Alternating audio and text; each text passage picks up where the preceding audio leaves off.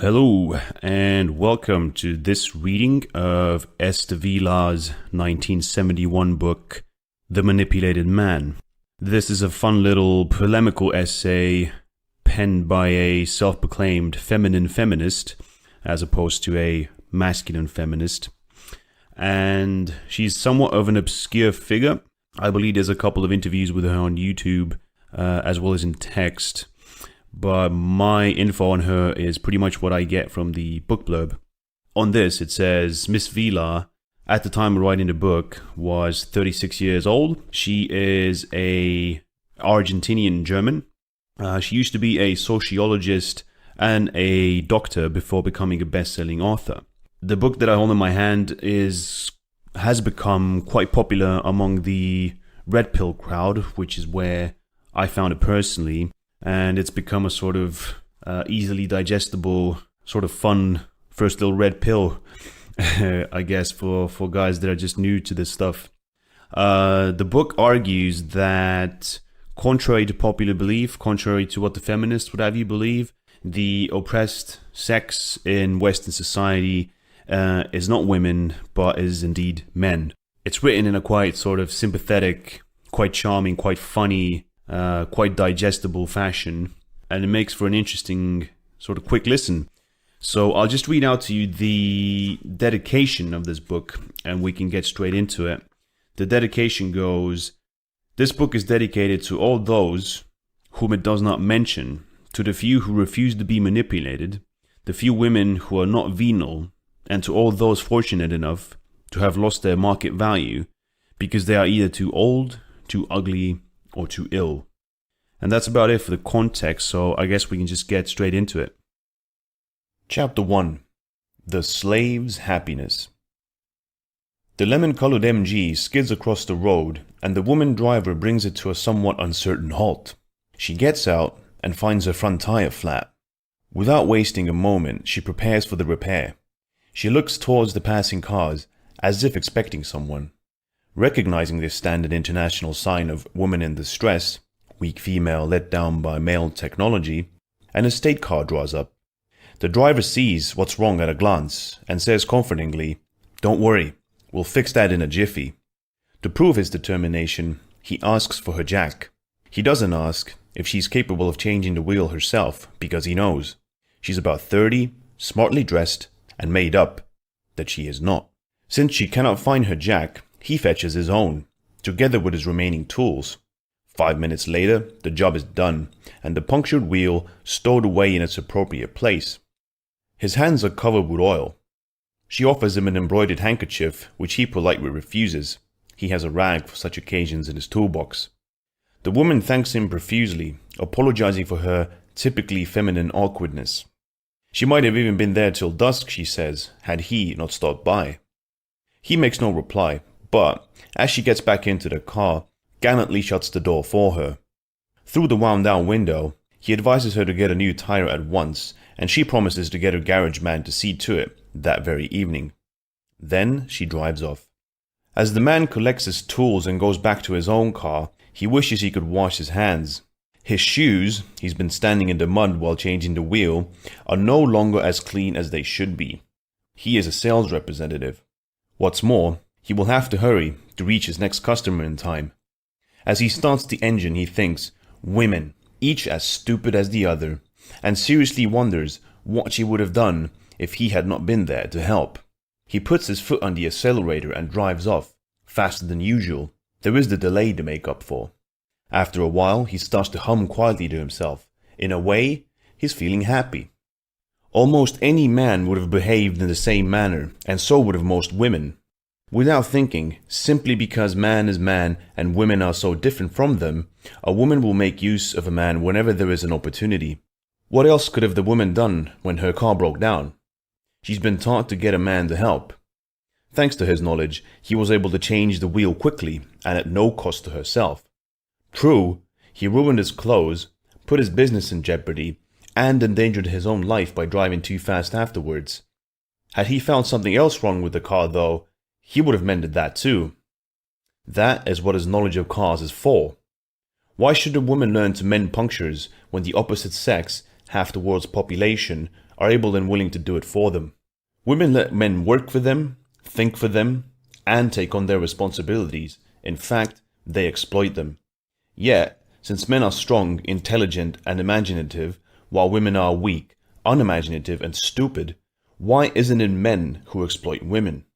Could it be that strength, intelligence, and imagination are not prerequisites for power, but merely qualifications for slavery? Could it be that the world is not being ruled by experts, but by beings who are not fit for anything else, by women? And if this is so, how do women manage it so that their victims do not feel themselves cheated and humiliated, but rather believe themselves to be what they are least of all, masters of the universe? How do they, women, manage to instill into men this sense of pride and superiority which inspires them to ever greater achievements? Why are women never unmasked?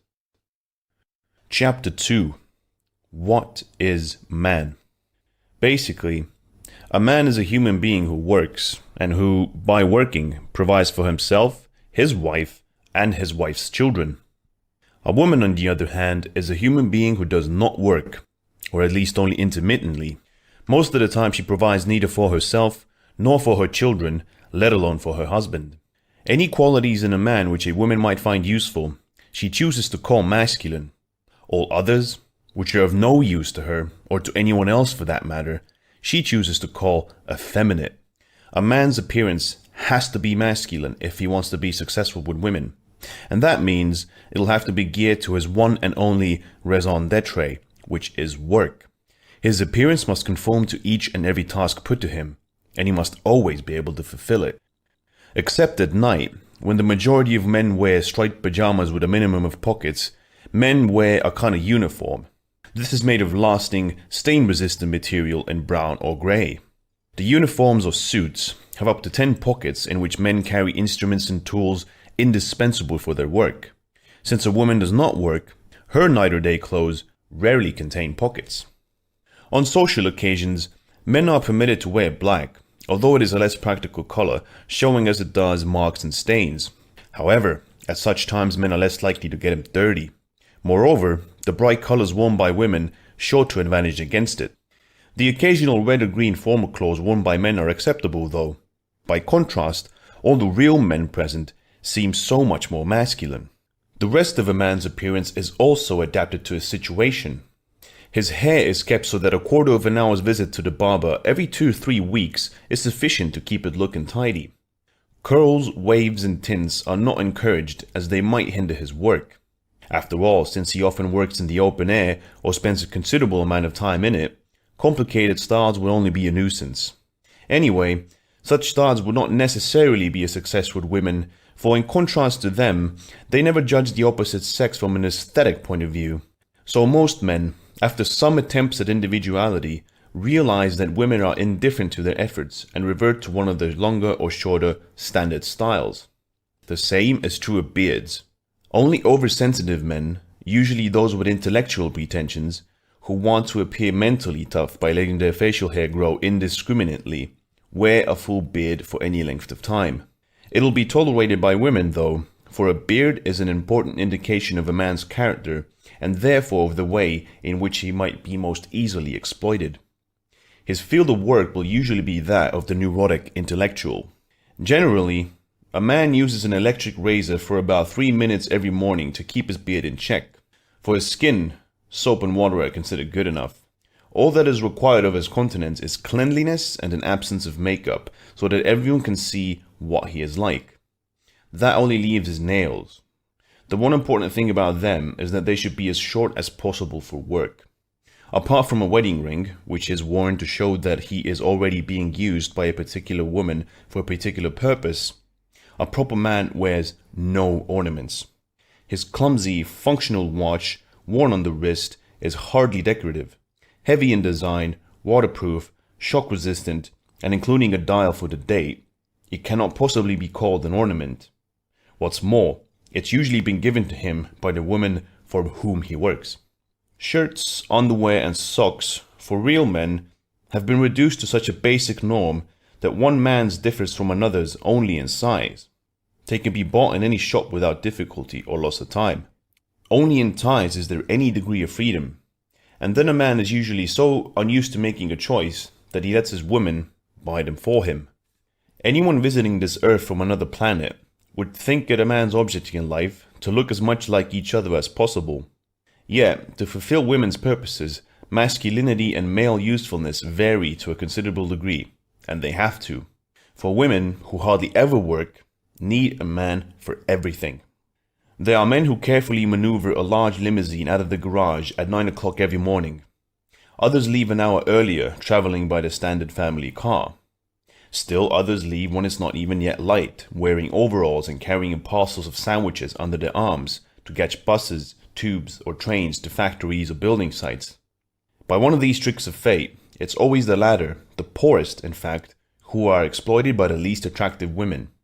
For unlike women, who have an eye for money, men only notice women's external appearance.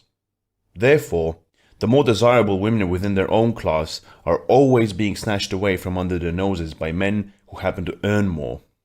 No matter what work a given man does or how he spends his day, he has one thing in common with every other man. He spends it in a degrading manner, and he himself does not gain by it. It's not his own livelihood that matters, for he would have to struggle far less for that, since luxuries don't mean anything to him anyway. It's the fact that he does it for the sake of others that makes him so tremendously proud. He will undoubtedly have a photograph of his wife and children on his desk and will miss no opportunity to hand it around.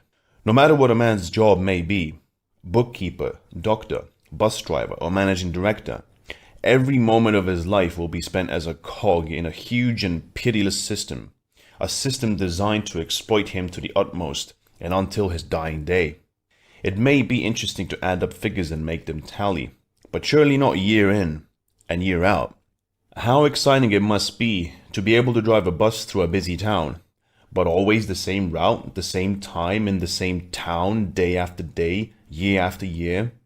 What a magnificent feeling of power to know that countless workers move at one's command. But how would one feel if one suddenly realized one was their prisoner and not their master? We've all long ceased to play the games of childhood. Even as children, we soon became bored and changed from one game to another. But a man is like a child who is condemned to play the same game for the rest of his life. The reason is obvious. As soon as he is discovered to have a gift for one thing rather than another, he's made to specialize. We have all long ceased to play the games of childhood. Even as children, we soon became bored and changed from one game to another. But a man is like a child who is condemned to play the same game for the rest of his life. The reason is obvious. As soon as he is discovered to have a gift for one thing rather than another, he's made to specialize. Then, because he can earn more money by working in that field, he's forced to do it forever. If he was good at arithmetic in school, if he had a head for figures, he'll be sentenced to a lifetime of figure work as a bookkeeper, mathematician, or computer operator, for there lies his maximum working potential. Therefore, he will add up figures, press buttons, and add up more figures, but he will never be able to say, "Enough of this, I've had it. Now I'll go do something else." The woman who's exploiting him will not really permit him to look for something else. After a desperate struggle to stave off his competitors, he may, driven by this woman, be able to improve his position and perhaps even make it as the head clerk, or even the manager of his bank. But isn't the price he's paying for his highest salary rather too high? A man who changes his way of life, that is, changes his profession, for life and work are synonymous concepts to him, is considered unreliable. If he does it more than once, he becomes an outcast of society and remains alone. For society is nothing else but women. The fear of being rejected by society must be very considerable. Why else would a doctor who, as a child, liked to observe guppies in a jam jar, consent to spend his life opening up nauseating growths and examining and pronouncing on human excretions? Why else would he concern himself night and day with people of such repulsiveness that everybody else is driven away? Would a pianist who, as a child, liked to tinkle on the piano really enjoy playing the same Chopin piece over and over again for the rest of his life? Would a politician who, when still a schoolboy, happened not only to stumble across the techniques of manipulating people, but managed to use them successfully, really want to go on as an adult, mouthing words and phrases as an unimportant political functionary? Would he want to continue to contort his face and play the fool and listen to all the idiotic chatter of his socially inferior competitors? Surely he too must have dreamed of a different kind of life. And even if he became president of the United States, wouldn't the price still be too high? No, one can hardly assume men do all this for pleasure and without feeling a desire for change. They do it because they've been manipulated into doing it. Their whole life is nothing but a series of conditioned reflexes, a series of animal acts. A man who is no longer able to perform these acts, whose earning capacity is lessened, is considered a failure. Indeed, he stands to lose everything: wife, family, home, his whole purpose in life. All the things, in fact, which give him security. Of course, one might say that a man who has lost his capacity for earning money is automatically freed from his burden and should be glad about this happy ending. But freedom is the last thing that he wants. He functions, as we shall see later, according to the principle of pleasure in non-freedom. To be sentenced to a lifelong freedom is even worse than to be sentenced to a life of slavery. To put it another way, man is always searching for someone or something to enslave him, for only as a slave does he feel safe, and as a rule his choice falls on woman. Who or what is this creature to whom he owes this degraded life, and who, moreover, is exploiting him so that he can only feel safe as her slave and her slave alone? Chapter 3. What is woman? A woman is, as we have already said, in contrast to a man, a human being who does not work. One might in fact leave it at that, for there isn't much more to say about her, if the basic conception of a human being were not too general, too inexact, to embrace both man and woman. Life offers human beings a choice of two possibilities: animal existence, a lower order of life, and spiritual existence. Women will no doubt choose the former and opt for the physical well-being, a breeding place, and the opportunity to indulge her breeding habits without hindrance. It can be taken as a fact that men and women are born with the same intellectual potential and that there is no primary difference in intelligence between the sexes. It's also well known that any potential, if left to stagnate, will atrophy. Women do not use their mental capacity. In fact, they deliberately let it disintegrate. After a few years of sporadic training, they revert to a state of secondary and irreversible stupidity. Why do women not make use of their mental capacity? Women don't bother to use their brains for the simple reason that they don't need to. It's not essential for their survival. In theory, a beautiful woman needs even less intelligence than a chimpanzee, and yet no one would consider her an unfit member of society. By the age of 12 at the latest, most women have decided to become prostitutes. Or, to put it another way, they've planned a future for themselves which consists of choosing a man and letting him do all the work. In return for his support, they are prepared to let him make use of their vagina at certain given moments. The minute a woman has taken this decision, she ceases to develop her mind. She may, of course, go on to obtain various degrees and diplomas. These increase her market value in the eyes of men, for men believe that women who can recite things by heart must also know and understand them. But any real possibility of communication between the sexes ceases at this point. Their paths are divided forever. One of man's fatal mistakes, and one he keeps making over and over again, is his assumption that women are his equal, that is, women are beings of equal mental and emotional capacity. He may observe her, listen to her, judge her feelings by her reactions, but in all this he is judging her only by superficial symptoms, for he is using his own scale of values. He knows what he would say, think, or do in her position. When he looks at his depressing state of affairs, if she does not act in an apparently sensible manner, then he assumes there must be something which prevents women from doing what he himself would have done in her position. This is a natural reaction on man's part, as he considers himself the measure of all things, and rightly so, if humans define themselves as beings capable of abstract thought. When a man sees a woman spending hours cooking, washing dishes, and cleaning, it never occurs to him that such jobs probably make her quite happy, since they are exactly at her mental level. He immediately assumes that his drudgery is preventing her from doing all those things which he himself considers worthwhile and desirable. So he invents automatic dishwashers, vacuum cleaners, and pre-cooked dishes to make her life easier, and to put her into a position where she could lead the sort of life he dreams of. But he will be disappointed. Instead of using the time she has gained to take an active interest in history, politics, or astronautics, woman bakes cakes, irons underclothes, and makes ruffles and frills for blouses, or, if she's especially enterprising, covers her bathroom fittings with flower pattern transfers. Men naturally assume, therefore, that such things are essential ingredients to gracious living. This idea must have been instilled by woman, as he himself really doesn't mind if his cakes are shop-bought, his underpants not ironed, or his bathroom devoid of flowery patterns. He invents cake mixes to liberate her from drudgery, non-iron clothes and toilet paper holders already covered with flower patterns to make the skull easier to attain. And still women take no interest in serious literature, politics, or the conquest of the universe. For her, this newly found leisure comes just at the right moment. At last she can take an interest in herself. And, of course, since a longing for intellectual achievements is alien to her, she concentrates on her external appearance. Yet even this stage is acceptable to man.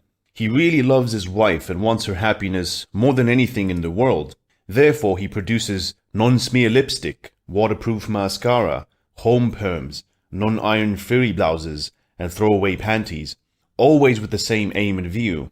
In the end, he hopes, this being whose needs seem to him so much more sensitive, so much more refined, will gain freedom to achieve in her life the ideal state which is his dream, to live the life of a free man. Then he sits back and waits. Finally, as woman does not come to him of her own free will, he tries to tempt her into his world. He offers co-education so that she is accustomed to his way of life from childhood.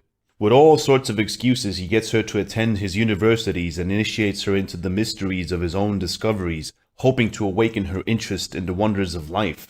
He gives her access to the very last male strongholds, thereby relinquishing traditions sacred to him, by encouraging her to make use of her right to vote in the hope that she will change the system of government he has managed to think up so laboriously according to her own ideas. Possibly, he even hopes that she will be able to create peace in the world, for in his opinion, women are an influence for peace. In all this, he is so determined and so pig-headed that he even fails to see what a fool he is making of himself, by his own standards, of course. Women are incapable of looking at things from a distance, and as a result, they are completely without any sense of humor. No, woman does not laugh at man. At most, she might get irritated. The old institutions of house and home are not yet so obviously outdated and derelict that she can't justify her relinquishing all intellectual pursuits and her renouncing all claims to better jobs. One does wonder, though, what will happen when housework is still further mechanized, when there are enough good nursery schools nearby, or when, as must occur before long, men discover that children are not an essential. If only man would stop for one moment in his heedless rush towards progress and think about this state of affairs, he would inevitably come to realize that his efforts to give women a sense of mental stimulation have been totally in vain. It is true that woman gets progressively more elegant, more well-groomed, more cultured, but her demands on life will always be material, never intellectual. Has she ever made use of the mental processes he teaches at his universities to develop her own theories? Has she made use of the research institutes he has thrown open to her for any kind of original individual research of her own?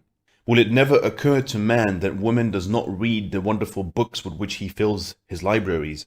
And though she may well admire his marvelous works of art in museums, she herself will never create, only copy. Even the plays and films, visual exhortations to woman on her own level to liberate herself, are judged only by their entertainment value. There will never be a first step towards revolution. When a man, believing a woman his equal, realizes the futility of her way of life, he naturally tends to think that it must be his fault and that he must be suppressing her. Yet in our time, women have no longer been subjected to the will of men. In fact, quite the contrary. They've been given every opportunity of achieving freedom, and if, after all this time, they have not liberated themselves and thrown off their shackles, we can only arrive at one conclusion, that there are, in fact, none to throw off. It is true that men really love women, but they also despise them.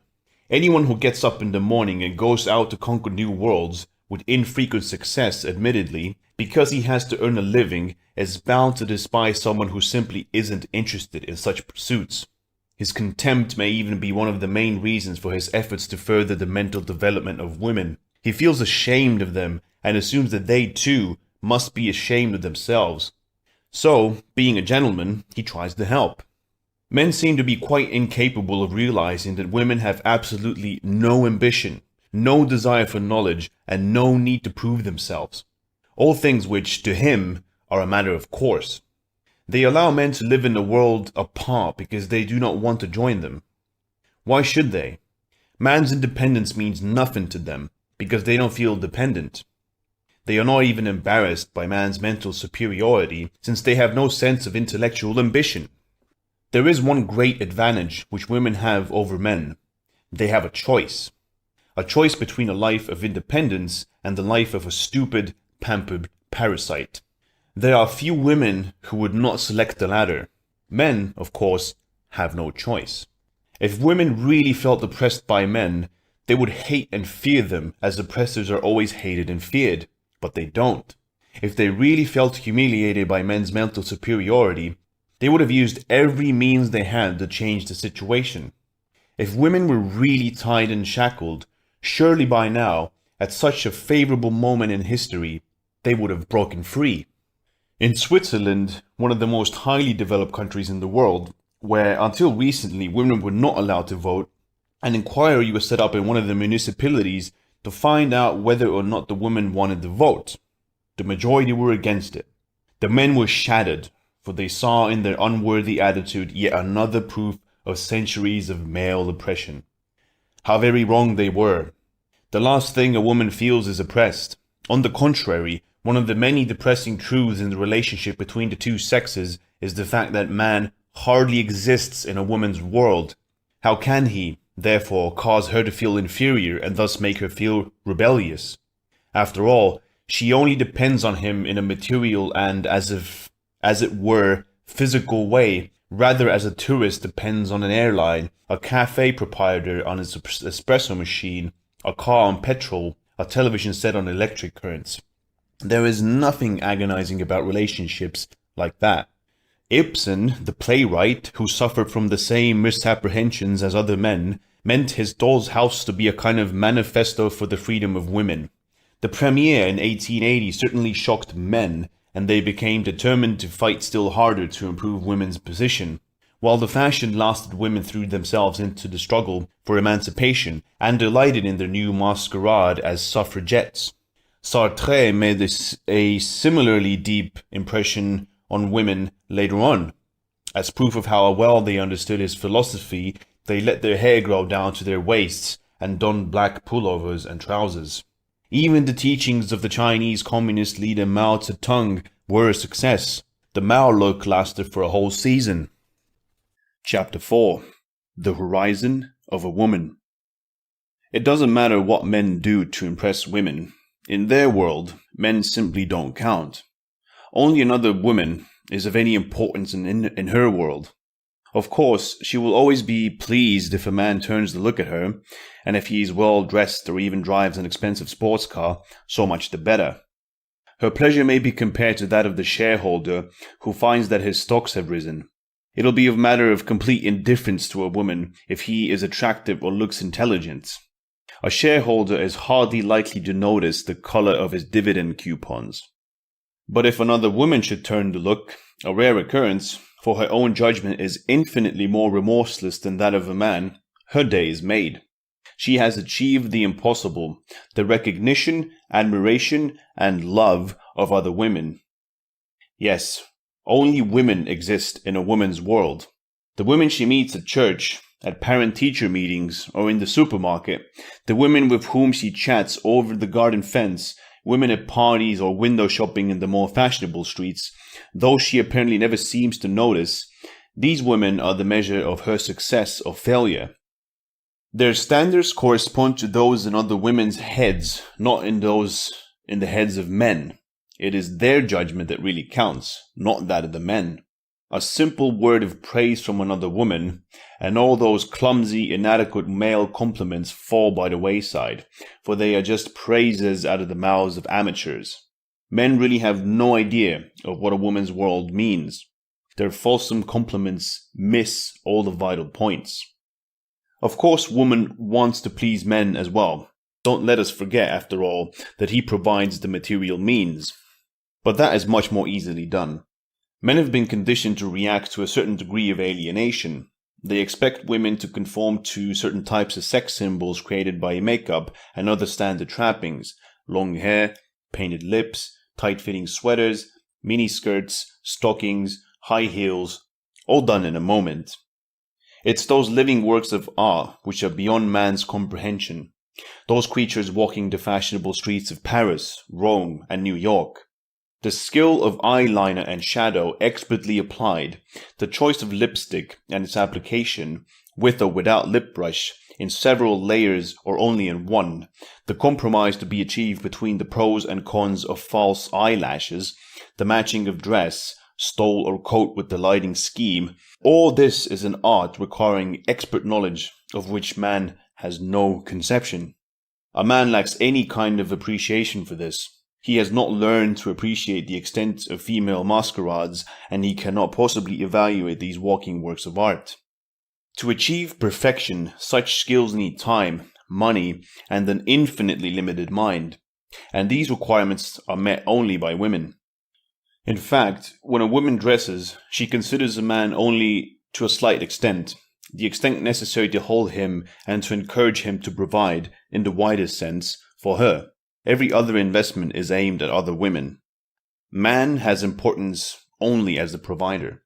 If a firm wants to get a hold of a specialist in some field, it will flatter and entice him every possible way to join it. Once the contract is signed, his employers can relax. He's tied to them. A woman behaves much the same way with a man. Although she will give him some rope, it'll only be enough to prove how much better his life will be by her side. Once convinced of this, he's quite happy with his contract with her. A woman may, in fact, be compared to a firm in a number of ways. After all, a firm is only an impersonal system aimed at achieving a maximum profit. And what else does a woman do? Without any emotion, love, hate, or malice, she is bound to the man who works for her. Feelings only become involved if he threatens to leave her. After all, her very livelihood is at stake. But this is quite a rational reaction with a rational cause, and it can be rationally dealt with and adjusted to. She can always place another man on the contract. How different is her reaction from those of a man who finds himself in a similar position? He is racked by jealousy, humiliation, feelings of inferiority and self-pity, but she is emotionless. A woman would never feel jealous in such a situation, since the man is only leaving her for another woman and not in order to be free. In her eyes, he does not improve his position in any way. The adventures of a man's love for a new woman is nothing more than a nuisance. She is seeing it all from the angle of the small entrepreneur who loses his best worker to a competitor. As far as women is concerned, the heartache involved is nothing more than a reaction to having let good business go elsewhere. Consequently, it is quite absurd for any man to think his wife is being faithful merely because she does not go off with other men who, in his eyes, are more attractive. Provided he is working hard and is supplying all the things that really matter to her, why should she? A woman's faithfulness has nothing in common with that of a man. Women are, in contrast to men, practically immune to the looks of their partners. Even if she flirts openly with her husband's best friend, it is probably only to annoy his wife, for only her feelings matter, and not those of her husband. If she feels deeply about the man in question, she will never show her emotions in public. In the practice of pluralistic sex, such as wife-swapping, which is taken over from flirtation as a pastime, it is the other women who hold their interest. History is full of anecdotes about men enjoying themselves with more than one woman at a time. But who has heard a similar story of females? A woman would simply be bored to tears if she could only have sex with an exclusive male group. This has always been the case, and it will always remain so. If women reacted to a man's external appearance, every current advertisement campaign would be useless. According to statistics, it is the female sector of the population who spends most money earned from them by men. But manufacturers do not stimulate their sales by advertisements displaying handsome he-men. On the contrary, no matter whether they want to sell inclusive tours, detergents, cars, bedroom suites, or television sets, each advertisement flaunts a beautiful woman. Only very recently have film producers realized that a handsome hero is not essential for the success of a film. Women are quite content with an ugly star. Belmondo, Walter Matthau, or Dustin Hoffman. And naturally, men prefer them. With their sense of physical inferiority due to the fact that they've only very rarely considered themselves beautiful, they find it far easier to identify with such a star. As long as the leading roles are given to beautiful women, women will continue to enjoy those films just as much as those starring Rock Hudson, for in reality, they are only interested in the women in the film. The reason men have remained blind to the facts like these for such a long time is that they've been misled by the criticisms women make of each other. When they hear one woman make derogatory remarks about another, the nose is too big, chest too flat, hips too wide, legs crooked, men, of course, assume that they can't stand each other or that women are not attracted by another woman's beauty. Yet how wrong they are. Any businessman, for example, who spends his life praising his competitors in front of his employees would be thought quite mad. Before long, half his best workers would have moved to the other firm. It's the same game that politicians play. Of course they have to blacken each other, but if Nixon got stranded on a desert island, he would surely prefer the company of a politician like Castro to the much praised man in the street who, after all, elected him. After all, they have very little in common. Given a stable financial position, the majority of women would probably prefer to spend their lives in the company of other women rather than with a man, and not because they are all lesbians. What men call lesbian tendencies probably have very little to do with a woman's sexual drive. It is just that the sexes have so little in common, if indeed anything at all. It's only money which keeps a woman with a man. Women would make ideal living companions for each other. Their feelings and instincts have all been retarded at the same primitive level. For how many women individualists or outsiders are there? It isn't difficult to imagine the paradise they would create together and how exciting their existence would be. Even if the intellectual level was appallingly low, no one would really be worried. Chapter 5. A Creature of Beauty. To someone from outer space, surely men would appear infinitely more worthy of admiration than women, for man has intelligence as well as beauty. Throughout the centuries, man's standard of values must have become sadly confused, otherwise women would have never been called the gentle sex. The mere fact that they are so much less intelligent than men is enough to contradict such a conception, for a stupid person can never be thought gentle or beautiful unless judged on the purely physical level. Yet it is empathetically the fault of men that such an absurd misconception occurred. He muddled his own values, judging both women and animals by the same standards, though he had some justification. Women, after all, can never claim to be Homo sapiens. A man needs a woman because, as we shall see, he needs something to which he may subject himself, but at the same time he must retain his self-respect. This leads him to endow women with qualities which will justify his subjection. As woman has never yet made any attempt to use her wits, he cannot call her intelligent, but he gets close to it by creating the concept of woman's intuition. So, in the absence of any other real qualities, he calls her beautiful. Aesthetic standards must be subjective, and each aesthetic judgment one makes is an act of personal choice. But subjectivity can so easily become an excuse, and man is only too pleased to allow himself to become a slave. A man assumes that as woman adorns herself with the obvious intention of drawing all eyes towards her, she must have some reason for her action. So man finds woman beautiful because she thinks she is beautiful. Indeed, he is very grateful for being allowed to share this opinion. But this feminine claim to beauty is also supported by subterfuge, by a trick. Woman's greatest ideal is a life without work or responsibility, yet who leads such a life but a child? A child with its appealing eyes, its funny little body, with its dimples and its sweet layers of baby fat, its clear, taut skin, that darling miniature of an adult. It is this child that woman imitates, its easy laugh, its helplessness, its need for protection. A child must be cared for it cannot look after itself. And what species does not, by natural instinct, look after its offspring? It must, or it cannot survive. With the aid of skillfully applied cosmetics, designed to preserve the precious baby look, with the aid of helpless appealing babble and exclamations such as ooh and ah and gorgeous to denote astonishment, surprise and admiration, with inane little bursts of conversation, women preserve this baby look for as long as possible so as to make the world continue to believe in the darling, sweet little girl she once was, and she relies on the protective instinct in man to make him take care of her. As with everything a woman undertakes on her own initiative, this whole maneuver is as incredible as it is stupid. It is amazing, in fact, that it succeeds. It would also appear very short-sighted to encourage such an ideal of beauty, for how can any woman hope to maintain it beyond the age of 25? Despite every trick of the cosmetics industry, despite magazine advice against thinking or laughing, both tend to create wrinkles, her actual age will inevitably show throughout in the end.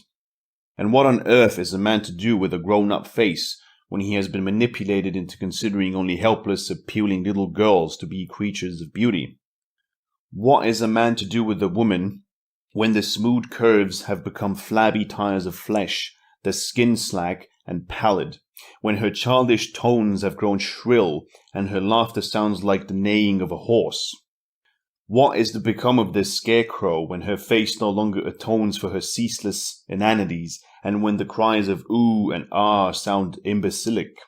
This mummified child will never fire a man's erotic fantasy again. One thinks her power is broken at last, but is it destroyed forever?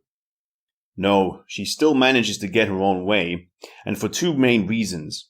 The first is obvious. She now has children, and once again can stimulate a need for protection. As for the second, there simply are not enough young women to go around. It's a fairly safe bet that, given the choice, man would change his grown-up child wife for a younger model, but as the ration between the sexes is roughly equal, not every man can have a younger woman. As he has to have a wife of some sort, he prefers to keep the one he already has. This is easy to prove. Given the choice, a man will always choose a younger woman. Liz Taylor and Marilyn Monroe were passé the moment their wrinkles could no longer be hidden by layers of makeup, and therefore, when a man went to the cinema, he simply bought a ticket for a younger star. Anyone who can afford it does not limit himself solely to buying seats at cinemas. Financiers and show business executives make a habit of turning in their used wives for new models, and since alimony is fairly good, not even the old wife seems to mind. In fact, she is probably very glad to have made such a good bargain. But this is a luxury for the rich alone. If a poor man decides in a moment of euphoric irresponsibility to change over to a younger woman, he can be sure of losing her pretty quickly. His money will never stretch to 2 wives and 2 sets of children, for the second wife will certainly insist on having offspring as well. And if an attractive young woman has any choice, she will choose a young man every time, providing he is financially secure. This is not, of course, for aesthetic reasons. With any luck, he will be able to provide for her longer. On the other hand, if offered the rich man of 40 years of age, a woman will certainly prefer him to a poor young man of 20. Women certainly know what they want from men and know exactly on which side their bread is buttered.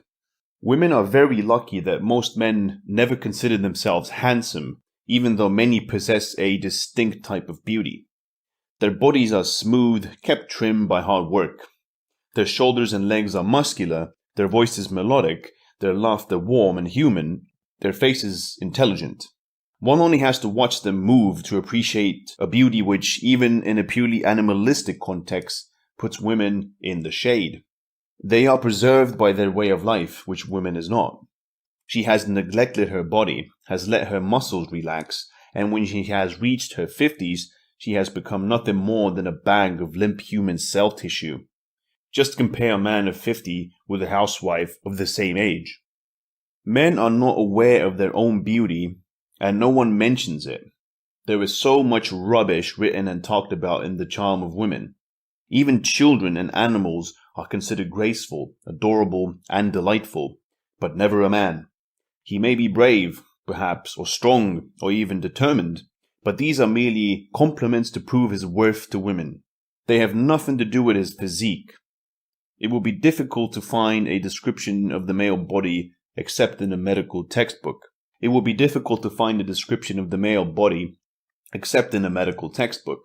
And outside of these, who would ever dream of going into great detail about the exact shape of his lips, the precise shade of his eyes in a special kind of light? And as for the delicacy of his nipples, or the pleasing shape of his scrotum and his testicles, just imagine a man's amazement and amusement if they were the subject of hymns of praise. Men are not used to having their looks discussed, and grown-up women who are, as a rule, ugly creatures and who therefore have just cause to admire men, quite apart from having enough spare time to do so, rarely ever see them. It is not that a woman is mean or thinks it bad policy. It's because she thinks of him as a machine for the production of material goods. And who regards a machine as an object of beauty? It's something which functions, and men too judge themselves accordingly. Besides, they are far too worn out by their role as providers and by the eternal rat race to think of being objective about their own looks. All this is a pointless discussion anyway, for basically men are not interested in the possibility of their being beautiful. What point would that give to their labors? Women must be the ones who are beautiful, helpless, and adorable. They must be, in fact, lacking a more precise definition, the gentle sex. Chapter 6. The universe is male. Man is a creature of beauty, as opposed to woman, because man, unlike woman, has a mind. This means, man has a desire for knowledge. He wants to observe the world around him and find out how it functions. Man thinks. He draws conclusions from the data presented to him. Man is creative. As a result of his exceptionally wide, multidimensional emotional scale, he's not only capable of registering what is obvious or conventional, but he also discovers and creates new emotional values and makes them generally accessible by means of sensible description, or recreates them as an artist in a visual or audible form. Of all male qualities, his innate curiosity is the most conspicuous among them. This curiosity differs basically from that of a woman, a fact which will be further elucidated. A woman only takes a real interest in a subject when it has personal significance and might be used to serve her own ends. You may see her reading the political columns of a paper, but it is highly unlikely that she takes an acute interest in the fate of the Israelis, South Africans, or Chinese. It's far more likely she has an eye on some student of political science. If you find her looking up the name of a Greek philosopher, there is no need to assume an interest in philosophy. 10 to 1 she will be doing a crossword puzzle. And has one ever known a woman study advertisements for cars from a purely mechanical interest? Of course not. She wants to buy a new one. One of the most amazing facts of life is that women, even mothers, have absolutely no idea how the human species develops, how it grows in their wombs, what phases occur between the moment of conception and the actual birth. Why should they bother to go into all that? They can do nothing about the development of the embryo anyway. It's enough to know that a pregnancy lasts 9 months, that one must not take any risk, and that one should consult a doctor when in need. He can be relied on to put everything right. Man's curiosity is something quite different. His desire for knowledge has no personal implications, is purely objective, and in the long run is much more practical than a woman's. One only has to watch a man go past a building site where new earth-moving equipment is in use. There's hardly a man who will not at least give it a quick glance, while the majority, irrespective of their social status, stop to look and talk. They discuss its characteristics, its precise advantages and its differences from the previous models. A woman would never think of stopping at a building site unless, of course, the crowd was so big that she thought she might miss something exciting. Building site laborer crushed by bulldozer, and so on. On such an occasion, she would demand to know all the details and then look the other way. There is virtually nothing which will not arouse a man's curiosity. It could be politics, botany, nuclear physics, or anything else one might name. Even subjects which are really outside his field hold his interest, like bottling fruit, preparing a cake mixture, or caring for a baby. No man could ever be pregnant for 9 months without knowing all about the functions of the placenta and the ovaries at the very least. Men not only observe the world around them, it's also in their nature to make comparisons and apply the knowledge they have gained elsewhere with the ultimate aim of transforming this newfound knowledge into something else, something new. One need not even bother to stress the fact that all inventions and discoveries have always been made by men, and not only in the fields of electricity, aerodynamics, gynecology, cybernetics, mechanics, quantum mechanics, hydraulics, and the theory of descent. Men have extended their research to deal with child psychology. They have worked out the best diet for a baby, as well as the different means of preserving various foods. Even more trivial subjects, such as fashion design, the planning of new kinds of menus, or the composition of dishes to please the gourmet's palate, are products of male creativity. Who would expect to be served an epicure's dish in his own home? It can only be found in a restaurant, where the chef, of course, is male. Women's sense of taste, never very highly developed, becomes even more blunted and deadened by the repetitive preparation of unimaginative, run-of-the-mill, tasteless, everyday cooking. You will never find a female gourmet. Women, in fact, are useless in every sphere.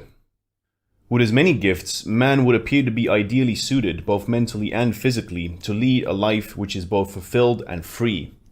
Yet instead he chooses to become a slave, placing his many discoveries at the service of those who are incapable of creation themselves, at the service of mankind, man's own synonym for women, and of the children of these women.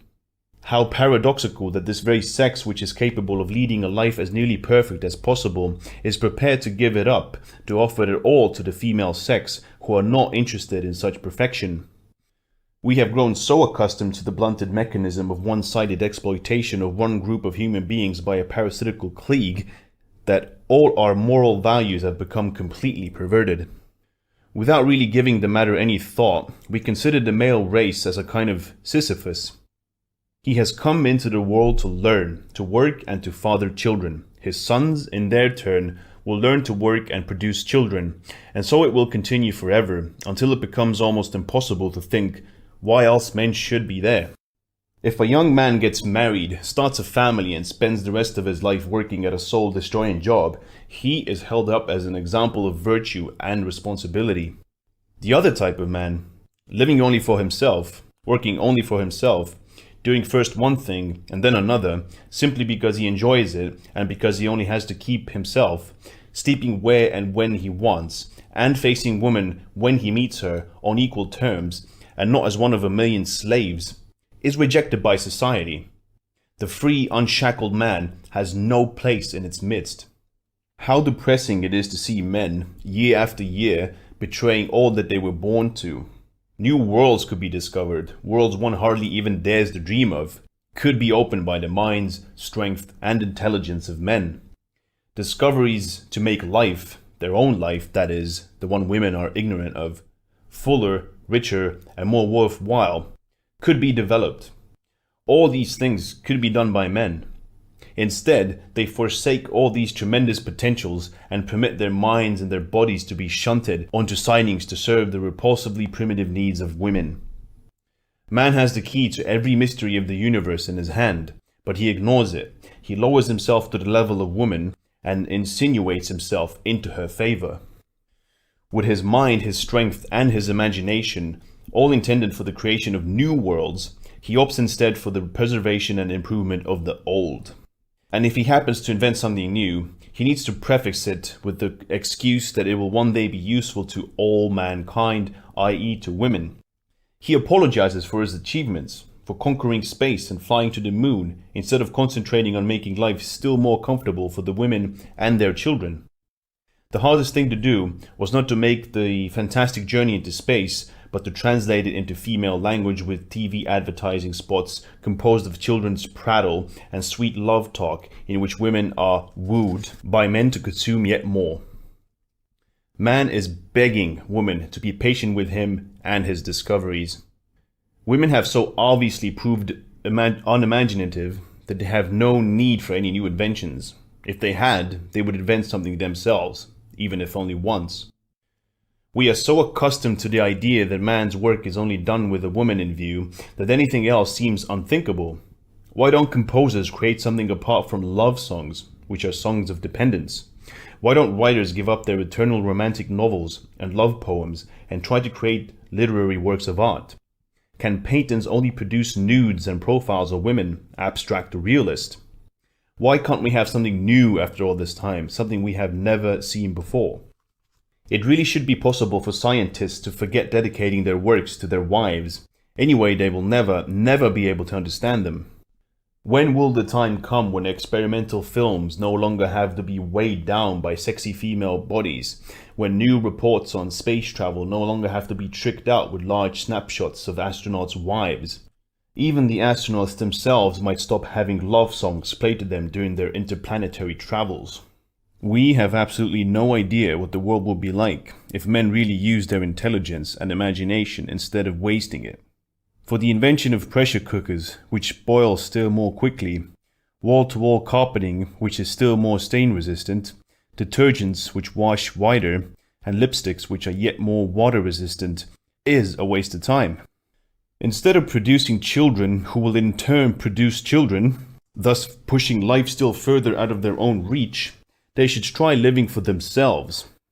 Instead of probing the depth of a woman's mysterious psyche, mysterious only because there is nothing behind it, they should study their own psyche, perhaps even that of the creatures possibly inhabiting other planets, and think out new ways and means of establishing contact with them. Instead of inventing ever more deadly weapons to fight wars which are only destined to defend private property, i.e. women's property, they should be developing even more efficient methods of space travel which would tell us more about worlds we never dreamed of. Unfortunately, men who are capable and willing to work and think in every other field of research have declared everything concerning women taboo. What is worse is that this taboo has always been so effective that it is no longer recognized as such. Women's wars, women's children, women's towns, all these are made by men. Women just sit back, getting lazier and more stupid all the time, becoming more demanding of material things, and at the same time, much richer. A primitive but effective system of insurance policies for marriage, divorce, inheritance, widowhood, old age, and life, ensure this increasing wealth. It's a well-known fact that in the United States, half of the total private capital is in the hands of women. Yet the number of working women has constantly decreased over the last decades. The situation is unlikely to be any different in industrial Europe. At this time, women already have complete psychological control over men. It won't be long before they have material control as well. Men seem to be quite unaware of these facts and go on finding happiness in their own subjugation. There could be only justification in their attitude if women really were the charming, gracious creatures men believe them to be. Fairy princesses, angels from another world, too good both for men themselves and for this earthly existence. It's quite incredible that men whose desire for knowledge is unbounded in every other field are actually totally blind to these facts, that they are incapable of seeing women as they really are, with nothing else to offer but a vagina, 2 breasts, and some punch cards programmed with idle, stereotyped chatter. That they are nothing more than conglomerations of matter, lumps of stuffed human skin, pretending to be thinking human beings. If men would only stop for a moment in their headlong creativity and think, they could easily tear the masks off these creatures with their tinkling bracelets, frilly blouses, and gold leather sandals. Surely it will only take them a couple of days, considering their own intelligence, imagination, and determination, to construct and artifact a kind of human female robot to take the place of woman.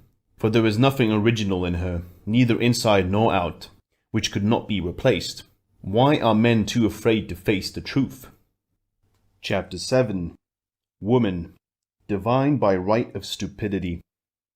Only the oppressed have any real need for freedom. Yet as soon as they are free, and providing they have the intelligence to weigh their freedom against the possible consequences, this need changes.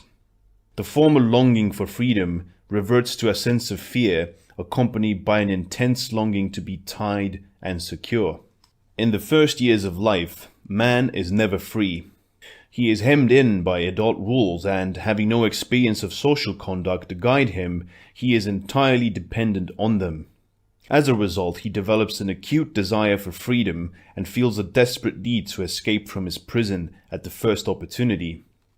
But once a human being is free, he will, if he happens to be stupid as well, and women are stupid, be quite happy with his freedom and try to retain it. As the unintelligent human being is incapable of abstract thought, he will never feel the need to leave his familiar terrain and consequently will never fear that his very existence might be threatened. He's not afraid of death because he cannot imagine it. There isn't even a need to find a meaning or a reason in life. His desires are fulfilled in his own personal comforts, and these provide reason enough for living. Even the need for religion is comparatively unknown to a person of low intelligence, and if it does arise, it is very easily satisfied. Anyone who is stupid has an infinite capacity for self-adoration. If a woman decides to believe in God, then it is for one reason only. She wants to go to heaven. And what, after all, is the dear Lord but yet another man who will easily arrange it for her? How different is the situation of the intelligent human being, a man. True, at first he welcomes his newfound freedom with a sense of relief, drunk with the vision and perspective of life before him. But as soon as he has to put this freedom to the test, that is, as soon as he wants to commit this or that act which might send him in this or that direction, he gets scared. As he is capable of abstract thinking, he knows that on every one of his acts depends a possible series of consequences, not all of which can be predicted. If he decides to act of his own free will, then the responsibility will also be his and his alone. At such a moment, man will be only too glad to halt all action forever, but because he is a man, and it's a man's destiny to act, he begins to long for the rules of his childhood, to long for someone who will tell him what to do, to give meaning to his now meaningless actions. These actions are meaningless because they serve his comfort, but which does he serve? At this point, he will start to search for a new deity, a god resembling his mother, the god of his childhood, and the moment he finds her, he becomes her abject slave. If given the choice, man would, of course, prefer a strong god, just, wise, and omniscient, rather like the God of Christianity, the Jews, and the Muslims. But, as he is an intelligent being, he knows that such a divinity cannot exist, that every adult is, by definition, his own personal God, who must make his own rules. So he sets out to make up such rules, such gods.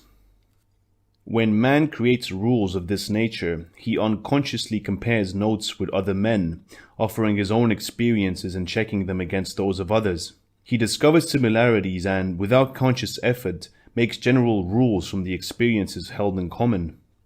These rules then become laws, determining future reasonable, i.e. for anyone except for himself, useful behavior, and he subjects himself to them. The systems created by this gradually become collectively and individually more and more generally applicable, and the amendments made grow so complicated that no single person can take them all in. With time they become autonomous, and men regard them as divine. All one can do is to trust in them as a child trusts the dictates of a parent. Nor can they be changed, for any attempt at trespassing against them might mean being cast out of the community and loss of security. Marxism, charity, racialism, and nationalism all evolved in this way. Therefore, a man whose personal need for religion is satisfied by such a system will be more or less safe from the control of one single other person, woman. Most men, however, prefer to have an exclusive goddess. They become her slave and call their subjection love with a capital L. A personal deity of this kind also offers the best opportunities when it comes to satisfying the need for religion.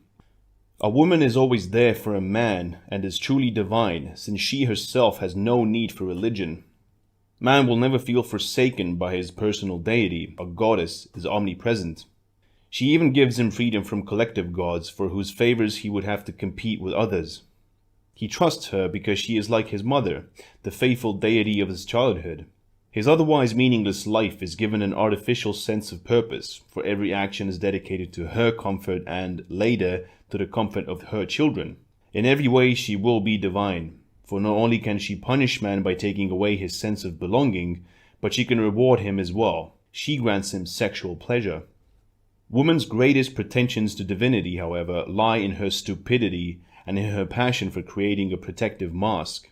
There are two choices open to a system which wishes to become divine. It may impress its disciplines upon its followers by its greatly superior wisdom, or it may bewilder them by its incomprehensibility. The first possibility is, of course, out of the question for women, but they take great advantage of the second. Their pose is but a mask, designed to make men think them strange, mysterious creatures who elude all attempts at assessment or control. For whereas intelligence shows in actions that are reasonable and logical, and can therefore be measured, predicted, and controlled, stupid actions are completely unreasonable, cannot be predicted, and cannot be controlled.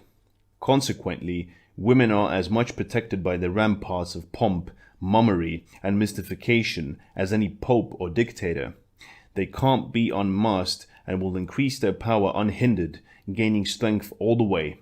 In return, man is guaranteed, in the long run, a divinity in which he can truly believe. Chapter 8. Breaking In. Man is trained to fulfill his duties as the slave of a woman from his earliest years. Indeed, he cannot be too young, for his craving for the enslavement might well lead him to subject himself to other men, an animal perhaps, or even a social system. Therefore, she has managed to build into his life a series of animal acts to train him, and this breaking in begins at a very tender age. It's fortunate for her that the young male child is so much under woman's jurisdiction and consequently is so very easily controlled by her. And by the natural process of selection, the very women who are most interested in training a man are the ones who reproduce themselves. The others are incapable of reproducing themselves anyway. The mere fact that a man is accustomed to the presence of a woman from his earliest years on, to finding her presence normal and her absence abnormal, tends to make him dependent on her in later life. But this sort of dependence would not be too serious, for life without a woman would mean nothing more than a change of environment. In the same way someone born in the mountains might go and live in the plains, although he might well think of his mountain home with nostalgic longing, he is very unlikely to go back. Other things have become more important in his life. It would also not be in the best interests of women if all men felt when away was a romantically vague sense of nostalgia to be experienced only on Sundays from afar and which has no direct consequences. She takes great care that man is directly trained for a particular purpose. He has to work and put the fruits of his labor to her disposal. Woman has had this aim in view throughout the upbringing of her child, and she engenders in him a series of conditioned reflexes which are based entirely on her own scale of values. She does this by manipulating him for the first year of life. Consequently, by the time his education is complete, man will judge his own value by woman's sense of his usefulness. He will only be happy when he has won her praise and produced something of value for her. One might well say that woman becomes a kind of chart. At any given moment, man can refer back to his and judge the value or the futility of his actions. If he spends any time on something which has no value in terms of his chart, football for example, he will do this as best to compensate for the minus point as quickly as possible by increasing his activity on the plus side of the scale, which explains why women have nothing much against football or other types of spectator sports. One of the most useful factors in conditioning of a man is praise. Its effect is better and much more lasting than, say, sex, as it may be continued throughout the whole of a man's life. Not only that, praise is applied in the correct dosage, a woman will never need to scold. Any man who is accustomed to a conditional dosage of praise will feel its lack a displeasure. There are other advantages to the correct application of praise. It will make the praised person into an addict. Praise is only valuable if it comes from a superior source, and the praised person will therefore look upon their praiser as a kind of superior being. It has become a drug, for without praise a man will quickly lose all ability of judging his own value or of retaining his sense of identity. It is an incentive to work, for praise should never be dealt out for the same degree of achievement, only for an increased degree.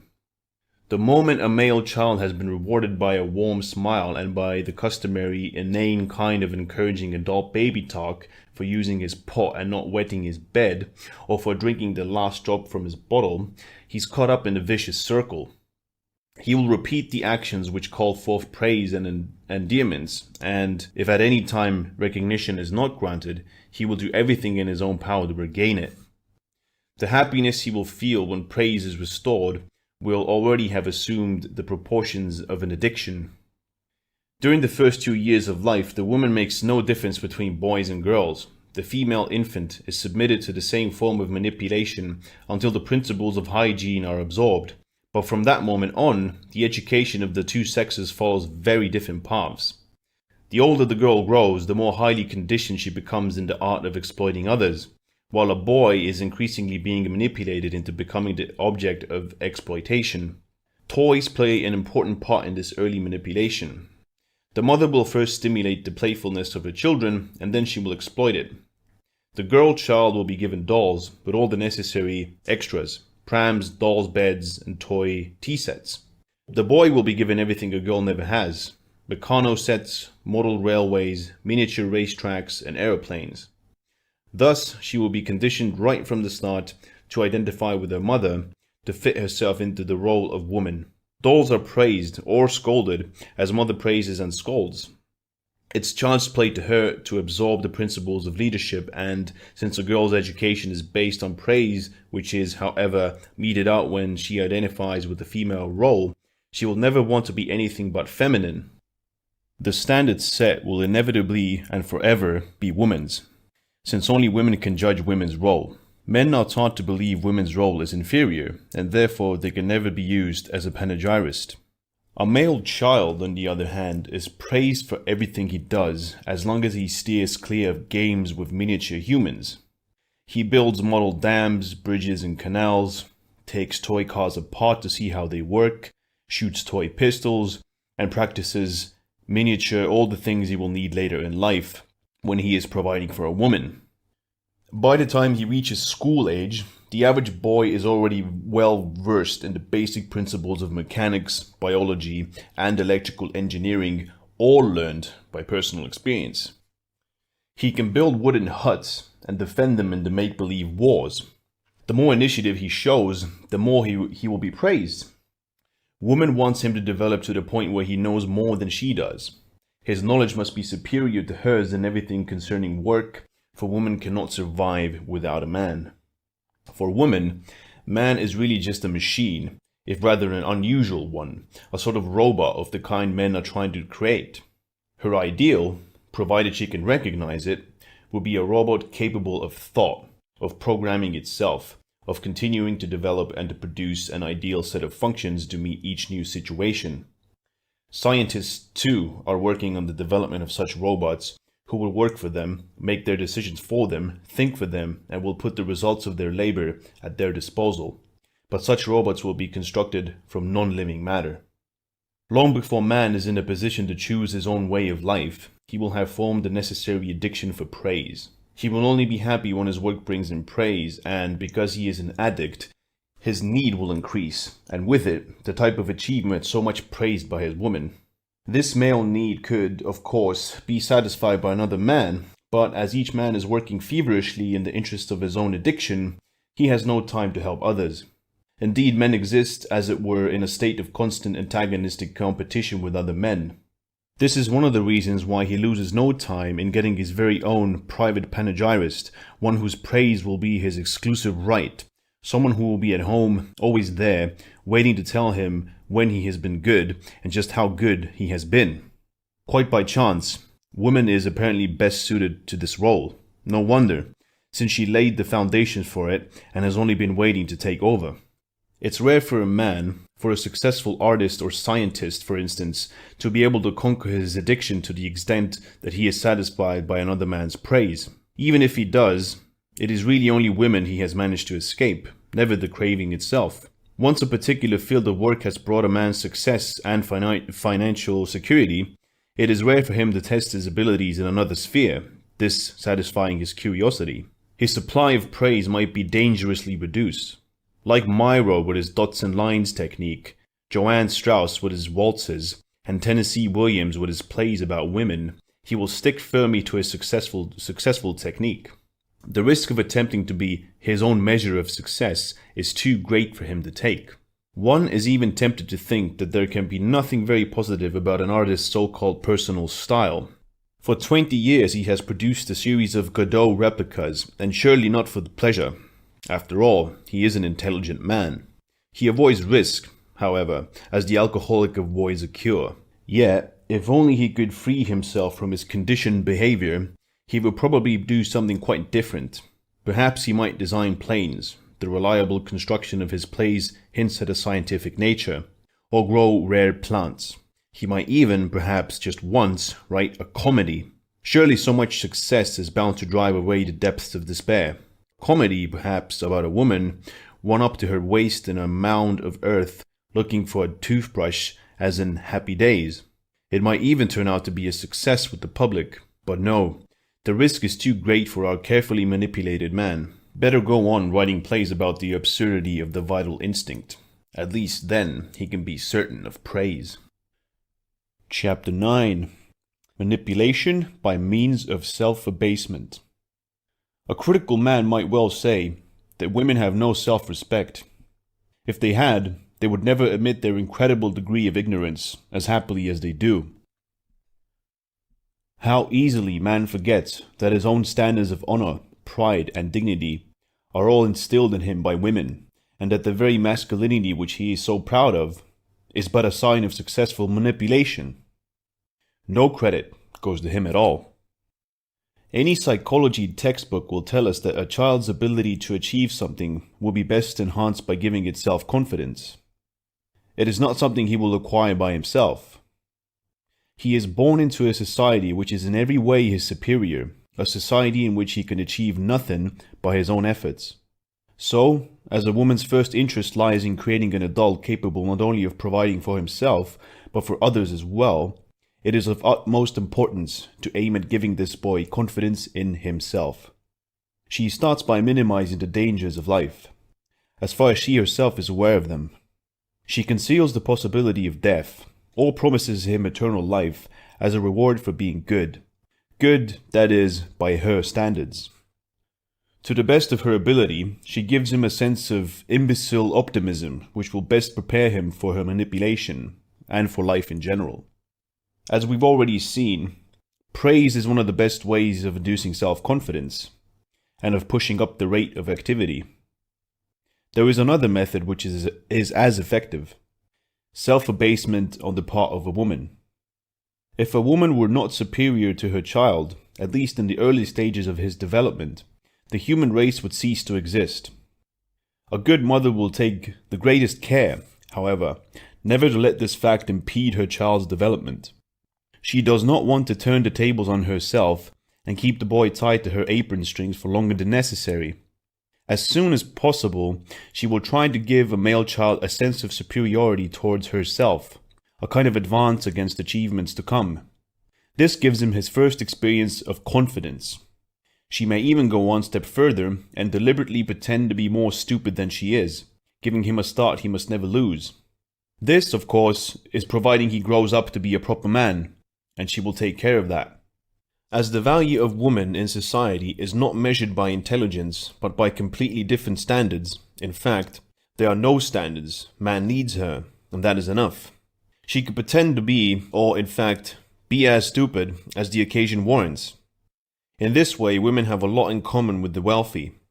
Who cares if they're intelligent or not, as long as they're rich? Henry Ford II would still be socially acceptable if his intelligence was no more than that of one of Tiffany's regular lady customers. It is his chauffeur who cannot afford to be stupid. The rich, like women, can afford every weakness. They, like women, are allowed to leave themselves wide open, and we can justly say that they manage to expose themselves, but never to their disadvantage. In other words, woman can be just as stupid as she likes. A man will still look up to her and will not want to forego her company. The formula for this female conspiracy cannot be more simple. It is masculine to work, feminine to do nothing. And men are so lucky to be men. They're strong and free, while women, weak as they are tied to the home by the burden of bearing children. They are simply not made for any useful kind of work. Men are so willing to believe this myth that they are even flattered by it. It never occurs to them to think that an elephant is strong too, stronger than a man, for example. Yet men are better suited to do most jobs despite the elephant's strength. Women, of course, will never tell men that in comparison, they do nothing in fact, although they do find little tasks to give the appearance of being constantly busy doing something. A woman simply tells her husband that her work is of no value compared with his. She implies that all the inane, pointless pleasures she indulges in, such as ironing, baking, making the house beautiful, all those little jobs which occupy her day, are necessary for the family's comfort. He should think himself lucky to have a wife who is prepared to put up with these menial tasks for his sake. And since men are completely unaware that women really enjoy such jobs, they do think themselves lucky. Thanks to women, everything is labeled masculine or effeminate, worthy or unworthy. By imbuing all they do with so many sentimental and emotional values so that no one can remain unaffected by them, women have created for themselves a state of perfect fool's freedom. Whatever they do is pointless compared with male achievements. And since they say so themselves, who are men to quibble? Of course, if men really wanted, they could destroy this tissue of lies and replace the term masculine and effeminate with hard and easy. For most work done by men is hard, whereas housework is always easy. Men have invented so many labor-saving devices that the housework for a household of 4 persons is easily completed in 2 hours each morning. Anything else a woman chooses to do with her time is merely for her own pleasure, even the maintenance of those inane status symbols considered necessary by her set. Lace curtains, flower beds, brilliant polish. Any woman who maintains that this is work is telling a barefaced, though necessary, lie.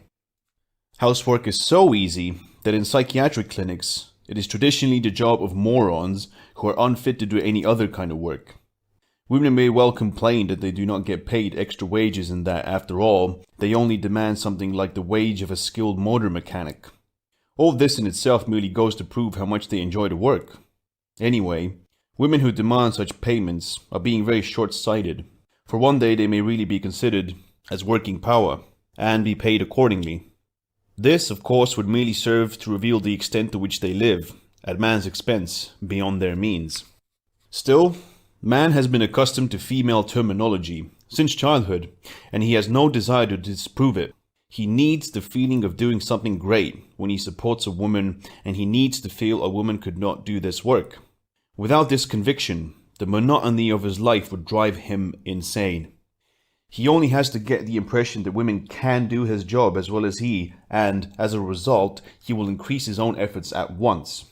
From time to time, as she sees fit, a woman might well wish to create this impression, and so the customary distance between himself and the weaker sex is maintained and his self-confidence restored. It is simple to analyze this vicious circle. Women invent rules, manipulate men to obey them, and so dominate the male sex. Of course, these rules in no way apply to women themselves. The male sense of honor, for example, is a system invented by women who loudly exempt themselves from it. They renounce the concept of honor and, as a result, manipulate men. In a recent television series called The Avengers, there was a scene in which 2 antagonists were facing each other across a billiard table, a pistol in front of each of them. It was agreed that to give them each an equal chance, they should count aloud up to 3 and then shoot. The hero, however, grasped his pistol and fired at the count of 2, thus saving his own life. He chose to remain outside the system and was therefore in a position to manipulate the other who, although in a mortal danger, preferred to stick to a system approved by society rather than to use his own judgment. By making her own work appear degrading and contemptible, woman brings man to the point where he will undertake all the other tasks. In other words, everything she does not like doing. After all, she was there first as his mother, so she had first choice. A man loses his self-respect and feels useless if he has to do women's work. In fact, many of them are deliberately clumsy at housework, and women love them for it. Such clumsiness is so adorably masculine. If he is capable of sewing on his own button, and does so, he really is not a proper man at all, and there must be something wrong with him if he pushes the vacuum cleaner around the house. Such beliefs enable man to place himself under the guardianship of women. He trusts himself to accomplish almost anything except to make a decent stew, and so he allows himself to be driven away from the most unexacting place of work in the world without demur or complaint. Only after a certain amount of manipulation, and when there is no longer any danger, can he be permitted to lend a helping hand in the house. Even then, woman always gives strict orders because he really does not understand about such things. He will always feel vaguely humiliated by a job of this nature, and therefore never stop to notice how much more agreeable it is than his own. To be free from the need to make any effort, woman only has to heave a deep sigh and indicate that she, as a woman, is simply not capable of doing it. If she merely hints to a man, preferably with witnesses present, that he drives so much better than she does, well, she has found herself a driver for life. Look at the motorways. They are all full of women being driven by their husband drivers. A woman will say she cannot possibly, as a woman, go into a cafe or a theater or a restaurant by herself. There is no rational reason for this. Women are served equally well or badly, no matter if alone or accompanied by a man. And if she doesn't want to be accosted, why does she dress up to make herself so conspicuous? No, instead she will get herself a flunky. He will drive her to the entrance as if she were royalty, fight for a table, order her dinner, entertain her, and finally pay the bill. Listen to a woman admit she cannot understand politics. It is much too difficult for her. There will be a man ready to plow through the newspapers, study political journals, listen to protracted television discussions, sift other men's theories, and behold, when the time comes to vote, he presents her with an opinion. So, armed with his conclusions as to what is best for his, and thus also her, position in life, off she goes to register his choice.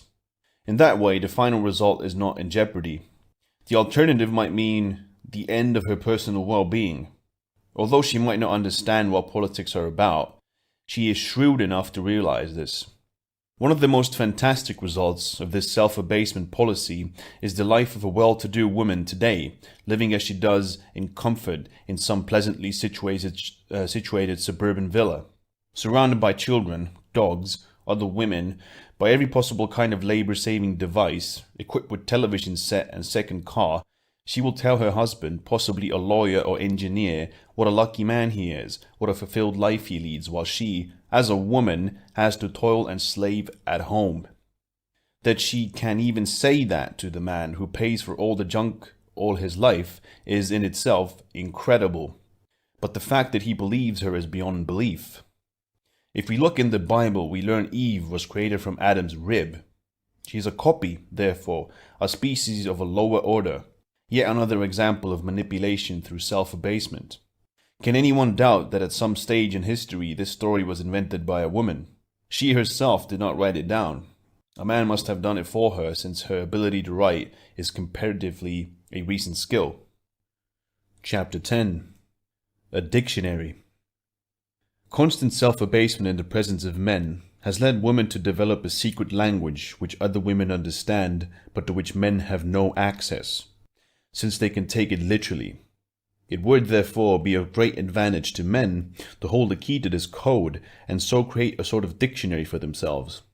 Then, whenever they hear a standard phrase, they could refer to it, and the real meaning would become clear. Here are a few examples with a translation into male language. So the following bit is split into two columns. One says coded, the other one says decoded. There's quite a few of these, so let's go. Coded. A man must be able to protect me. Decoded. A man must be able to protect me from all forms of discomfort. What else could he protect her from? Robbers? An atom bomb? Coded. I need a man to make me feel secure. Decoded. Above all else, he must keep his money worries to himself. Coded. I must be able to look up to a man.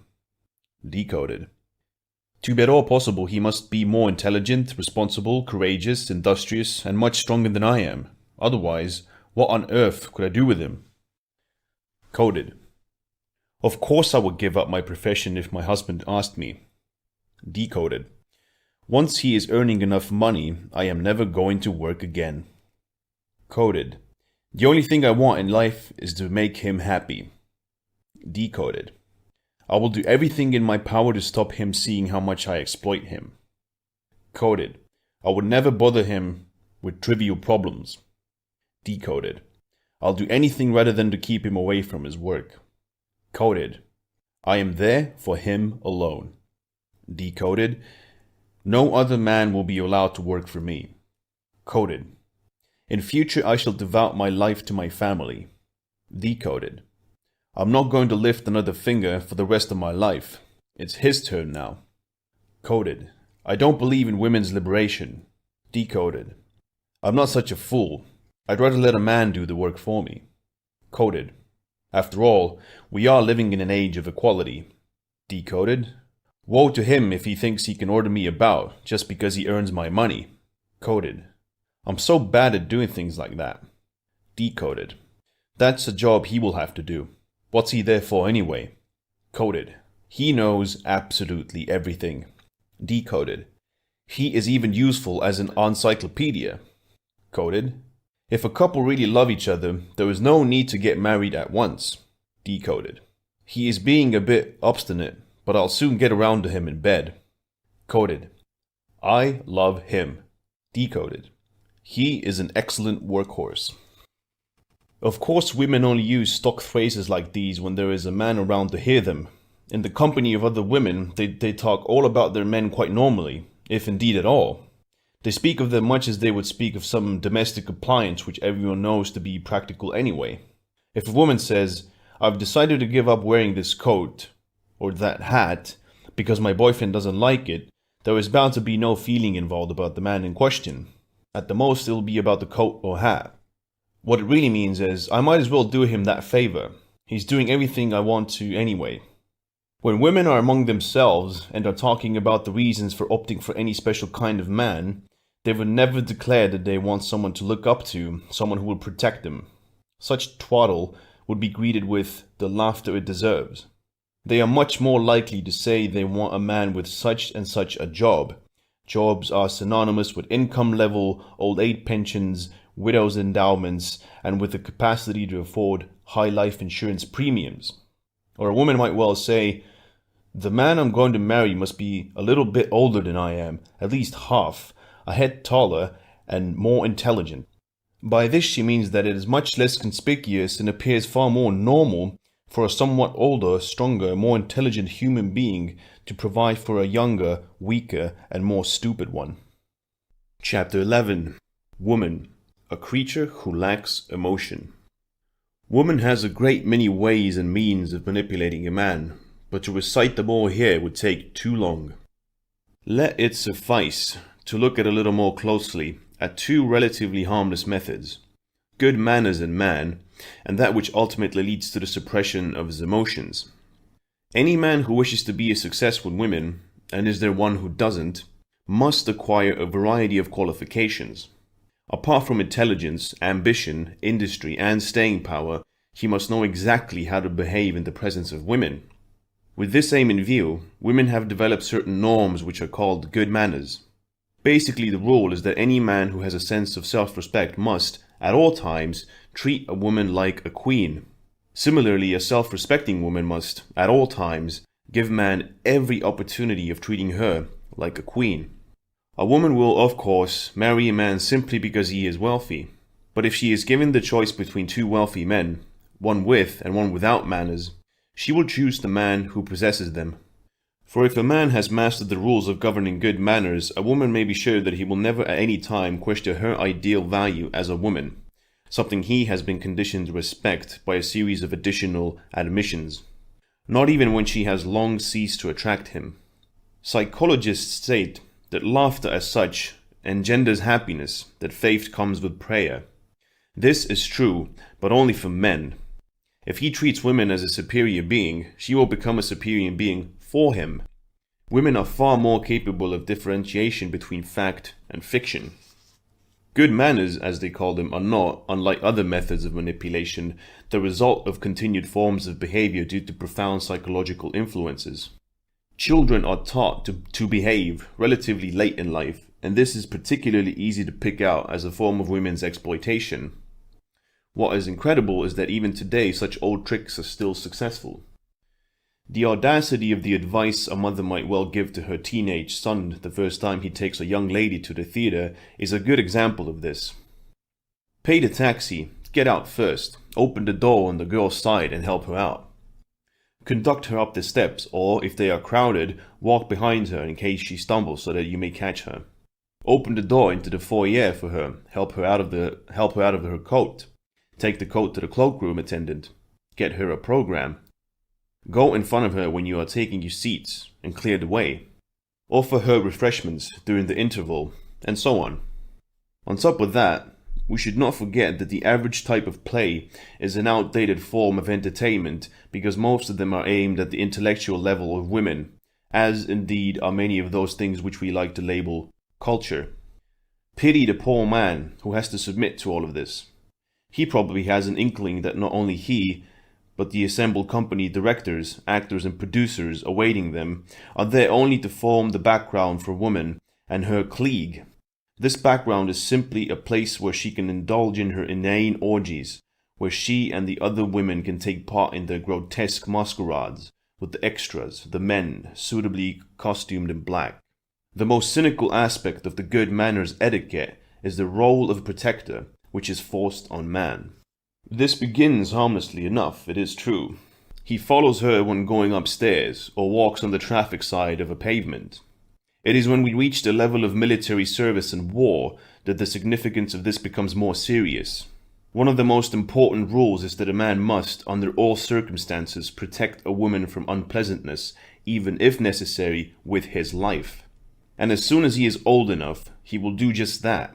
His manipulation is accomplished at such an early age that in any given emergency, without a moment's reflection, he will save women and children before he thinks of himself, even at the cost of his own life. Yet there is really no valid reason why the role should not be reversed. As a woman is much less capable of any real depth of feelings, she would survive the horrors of war far better than a man to whom it will often cause lasting psychological damage. Menstruation has accustomed her to the sight of blood, and modern warfare requires staying power rather than intelligence and physical strength. Statistics have shown that women live longer than men, and therefore are tougher.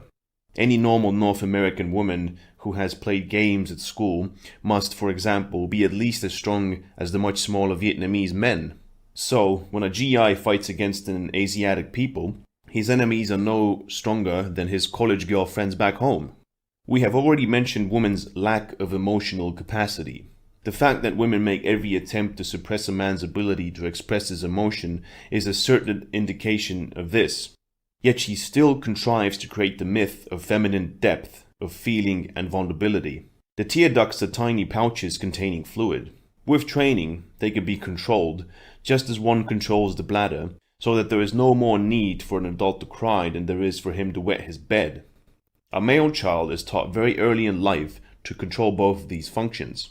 Once again, woman degrades herself. Boys don't cry. You're not a little girl, dear. Little girls, on the other hand, are never taught to control their tears, and they quickly learn to use them to their advantage.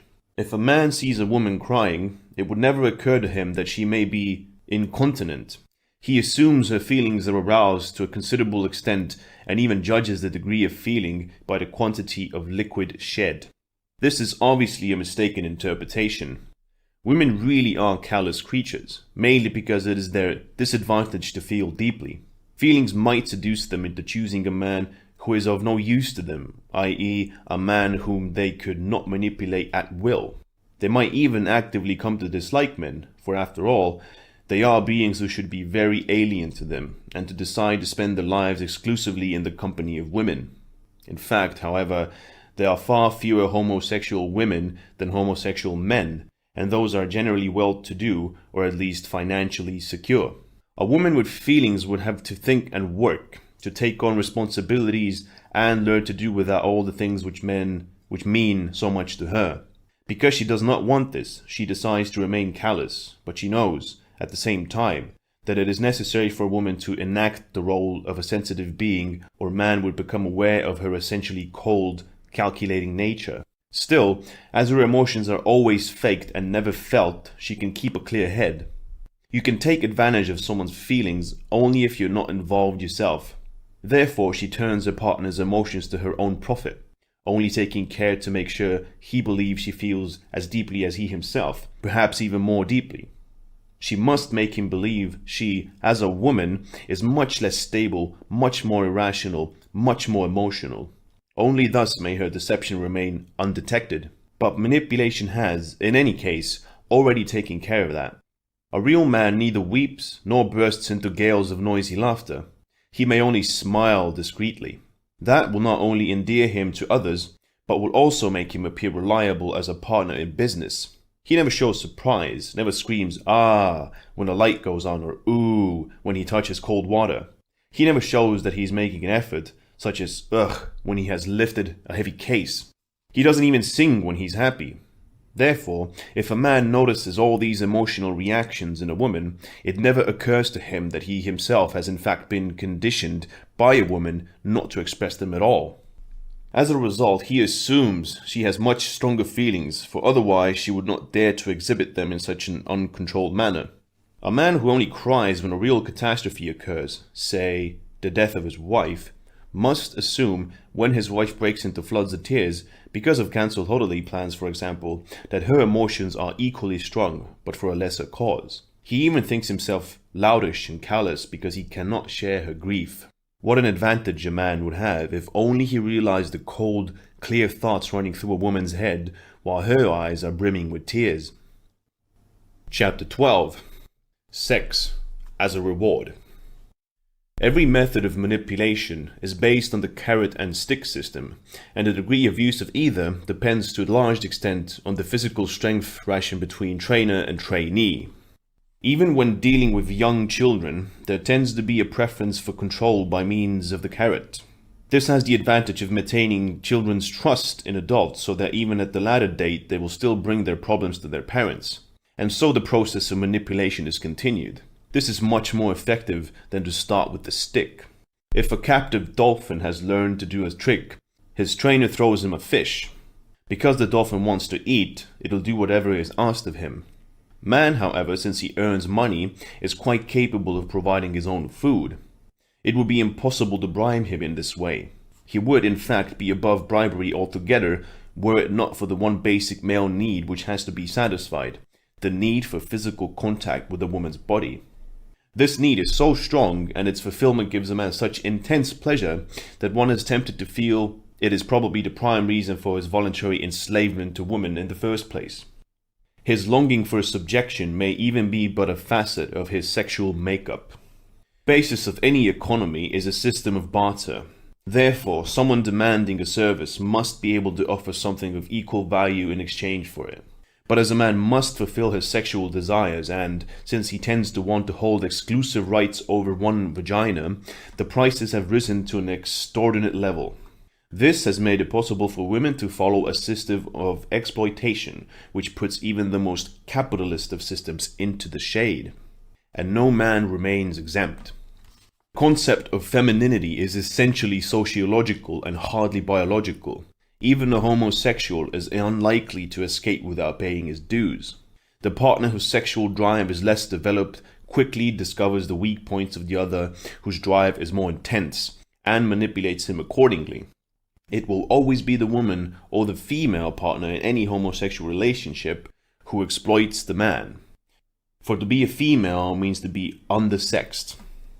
Just as woman denies herself any depth of emotion, she denies herself a sexual appetite.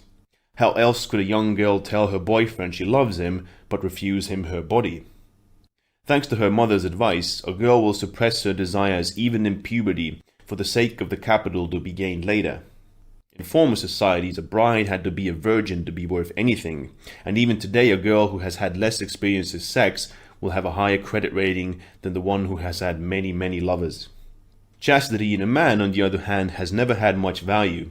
As women do not really care for him, they are, of course, not interested in his chastity. For this very reason, a boy can never be raped by an older woman, only seduced. But let a man play the game with an adolescent girl. He will be hounded to prison as a sex criminal by a female mob. Men could, of course, condition their sexual needs as easily as women, but their training would need to start at a very early age. Monks are a sufficient proof of this. After all, the majority of them survive without sexual satisfaction. But instead of learning to suppress their needs, men allow them to be encouraged whenever possible. For the most part by women, of course. Their interests are mainly directed towards man's libido. Man is never dressed in such a way as to awake sexual desire in the opposite sex, but it is very much to the contrary with women. By the age of 12, she is already dolled up as bait. The curve of breast and hip are exaggerated by tight-fitting clothes, and the length of leg, the shape of calf, and ankle are enhanced by transparent stockings. Her lips and eyes beckon, moist with makeup, her hair with gleaming tints. And to what purpose, if not to stimulate the male to ever-increasing, everlasting sexual desire? She will offer her wares like goods in a shop window, apparently so near and at a price so easily obtained. No wonder men think that there is no greater happiness than to make enough money to pay for such tempting merchandise. If a man has no money, or at any rate no prospect of it, he will have to do without a woman, and consequently without sex. Nevertheless, in the relationship between the sexes, there is a certain credit system. In special circumstances, if the man is still being trained for his future profession, for example, a woman may be prepared to earn her own money and still allow him the use of her body. But this is only an advance against future returns. In such cases, the interest rates will be proportionately higher. The future job for which the man is studying must promise an income high enough to make her investment worthwhile. As a general rule, one can take it that the better endowed a woman is with sexual attractions, the more expensive the total cost will prove to be in the end. So, if a man thinks someone else's wife more attractive than his own, there is no need to feel depressed. He should remember how expensive she is likely to be. It will be far more economical for a man to satisfy his sexual needs with a prostitute instead of rushing into marriage. Prostitute in the conventional sense of the word, that is, since the majority of women belong by nature to this group. But his training intervenes yet again. As a result of his early conditioning as a member of a competitive society, he feels cheap sex has no real value. The greater the cost of the woman, the more sexual pleasure he will feel. And if he cannot get the woman he wants at any other rate, he will offer the highest price going. He will take her to the register office. This is the main reason why women happily tolerate the professional prostitute. Why should they mind when they never feel jealousy, as a man does? They may feel fake jealousy occasionally, of course, just to flatter him. They don't mind the institution of brothels either. Their attitude towards extramarital affairs is exactly the same, unless, of course, they become too obvious, in which case they tend to forgive them. How few women would leave an unfaithful husband, and how few men would stay with a woman in the same circumstances. Wives will often even welcome a philandering husband, for there are so many advantages arising from his gratitude for her tolerance and forgiveness. It is obviously preferable to women, however, if they can control the extramarital loves. This explains why the wife-swapping parties and pluralist sex practices are gaining in favor, for they tend to neutralize the sexual fantasies of husbands and men friends. What's more, these types of sexual release are free, whereas professional prostitution absorbs money which should be used for housekeeping. As the group of people is usually well acquainted, rules of hygiene can be imposed and there is less danger of venereal disease which a man might catch if he visits an anonymous brothel. And this is one of women's main worries as far as her husband's sexual adventures are concerned. It is a paradox that men despise the common prostitute, for she is the only woman who is honest about sex. Trades such as prostitution, acting, modeling, singing, or dancing are not generally practiced by men. But whereas a model or a singer, an actress or a dancer will still be able to catch a man when she is tired of her job, a prostitute has no such recourse. When she is tired or ill, there is no one there, waiting only for that very moment to be allowed to support her. No man in our society will allow a prostitute to exploit him as a photographic model, for instance, could. Women despise the common prostitute as well, but their reasons are different from men's. They despise her for her utter stupidity in selling her body so cheaply. For by female intelligence standards, they are simply too stupid for words. Female admiration is saved for a very different type. The sort of woman who catches a Rothschild, an Aga Khan, or a Rockefeller, and succeeds in marrying them. The concept of the lowest of the low, which women attach to professional prostitution, has only been adopted to put the fear of God into men, just in case they might one day start to draw parallels. The basic principle of sex as reward does not vary from woman to woman. They all offer themselves to a man, stress their charms, and then, providing he has performed his trick satisfactorily, reward him.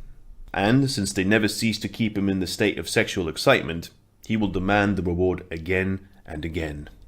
It is only men with a reduced sexual potency who can afford to make to do with sporadic affairs and live the life of a hippie for years after years without feeling the need of a regular reward. One of the results of this female system of sex rewards is that a man with strong sexual needs must be more obedient to women than others. Look at the advertisements of dynamic, enterprising, energetic, enthusiastic young men, so much in demand in business.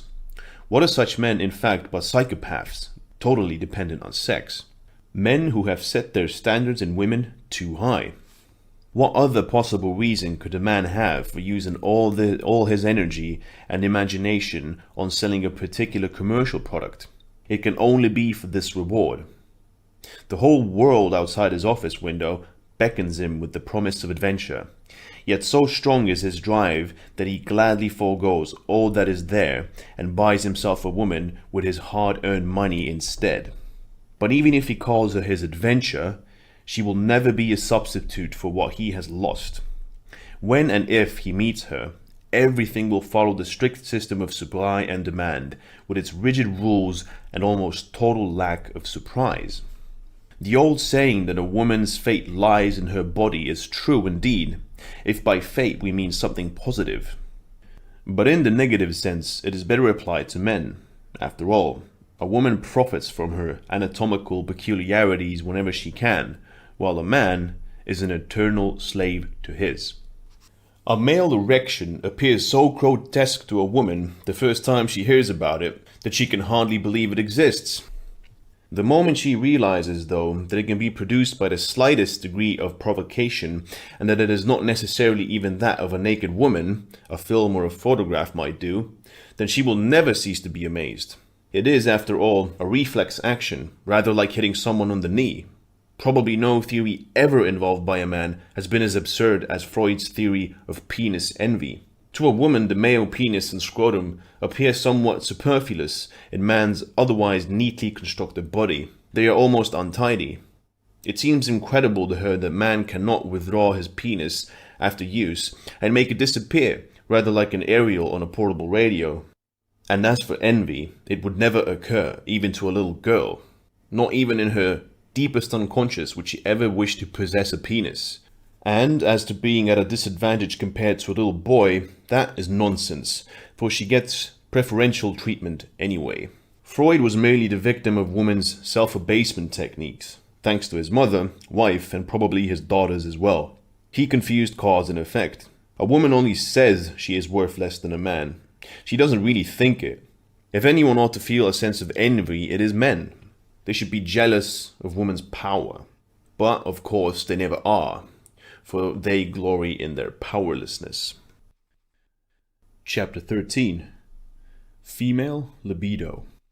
As it is difficult to test or classify the degree to which women feel sexual stimulation, or to define the exact nature of a female orgasm, men get into considerable difficulties when they try to analyze her capacity for sexual excitability and orgasm.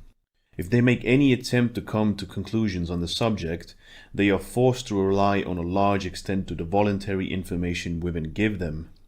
And since women have no respect for exact scientific data and are only interested in the immediate advantages to be obtained on any one occasion, they will only say what seems to be convenient or opportune at the time. Consequently, any facts acquired on the subject of women's reactions, whether, for instance, she is frigid, how far she is able to enjoy sexual intercourse, or whether her own orgasm can be compared to that of a man, tend to be extremely contradictory. And it is assumed even Masters and Johnson failed to get an average woman onto their test bed. As a result, man vacillates between the conviction that woman has no true sexual drive and the fear that she is really much more highly sexed than he, but that she refrains from telling him so out of pity. He will spend days working out bigger, better, and yet more subtle questionnaires in his efforts to come to some conclusion. And in the interest of science, he expects women to answer his questions truthfully, as if she could, or would. It is probable that the truth lies somewhere between the two extremes. Certainly women are not all nymphomaniacs, or there would be more male prostitutes. On the other hand, they do not feel an intense aversion to sex, as has so often been maintained. Women live a very animal existence. They like eating, drinking, sleeping, even sex, providing there is nothing to do and that no real effort is required of them. Unlike a man, a woman will never put herself out to get her partners into bed. If, however, he is already there, and she has neither planned to set her hair nor to undertake some other form of large-scale beauty repair, and there is no program on television that she has set her mind on, she will not be averse to making love, providing he is prepared to take on the active part. But even the euphemism active for the male partner and passive for the female do not conceal the fact that woman allows man to serve her in bed just as he does in every other sphere of life. Even when intercourse gives a man pleasure, it is basically nothing more than a service to a woman, since the man is the more accomplished lover. It is he who is apt to be more skilled in arousing her quickly, and it is he who is capable of making the act last longer for her sake. Man senses that woman tends to exploit him during intercourse, and has developed a certain fear of female sexual appetite. Signs of this appear in the rites of ancient cultures, in philosophical works of men such as Schopenhauer and Nietzsche, in the novels of Baudelaire, Balzac, or Motherland, in the plays of Steinberg, O'Neill, and Tennessee Williams. Since the discovery of oral contraceptives, this fear has reached almost hysterical proportions. Whole books are written about this, as to whether a man needs to worry about women's sexual demands, and if so, to what extent. And, at the same time, the commercial world has been provided with new opportunities to make money by selling men advice on how to obtain superiority in sexual matters. In actual fact, the invention of reliable contraceptive methods, invented, of course, by him, has robbed man of the only triumph still left to him in his state of sexual subjugation. Previously, woman was always to a certain extent at his mercy. Now she is suddenly in control. She can have as many or as few children as she wishes. She can even select the fathers, if possible rich, that she wants. Even if she has no intention of having children at all, she can indulge in intercourse as often as it appears advantageous to her. Man cannot do that. He has always claimed that his sexual potency is without limit, and that he only needed a woman who did not restrain herself to prove it. Today this is impossible. Any woman can read for herself in popular magazines exactly what the situation is as far as the male sex drive is concerned. She will know how active he will be at any given age, whether his best time is afternoon or night, if he is more satisfactory as a lover before or after a meal, and whether his prowess will be improved by mountain air or by a maritime climate. She knows how often he should be capable of making love on any one occasion in order to satisfy a woman. What's more, she can be sure of her statistics, for men would never cheat when giving information of this kind. A masculine man would consider it a sign of weakness to lie in any situation at all. So women can rely absolutely on the figures given and know exactly what a man should be able to achieve. He has provided her with charts to be able to know any man's potency at any given stage in his life. Not only know, but thanks to efficient birth control methods, try men out and compare the various types of sexual performance. Contrary to men's fear, they do not, however, weigh one man up against another and choose the most virile. Far from it, as she herself is not all that keen on sex. In view of that, and provided all other conditions are equal, she is much more likely to prefer the less potent type of a man because she can always blackmail him with her intimate knowledge of his weaknesses. In the sexual field, more than any other, man is a victim of the principles of efficiency according to which it is manipulated. Indeed, he sets his own stands. 3 times in a row equals very good, twice equals good, once equals satisfactory. If he fails as a sex machine, he is, in his opinion, a total failure. Even if he is a brilliant scientist, he will never really be happy again. Women know all this and make good use of the advantage it provides. For example, case number 1.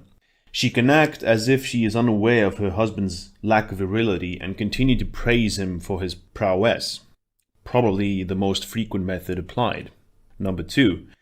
She can make a man believe his sexual failure is a real handicap and that he can consider himself lucky she stays with him. Number 3. She can threaten to expose his sexual inadequacy unless he does everything she wants, and since man would rather be called a thief or a murderer than impotent, he will bow his head to his fate and do what he is told. Man's sexual potency depends on psychological factors more than any other of his bodily functions. Once he has begun to doubt his potency, he gradually finds himself in more and more difficulty. His fears of becoming useless to a woman increase because, as a result of his manipulation by women, he identifies his masculinity with his dependence on them.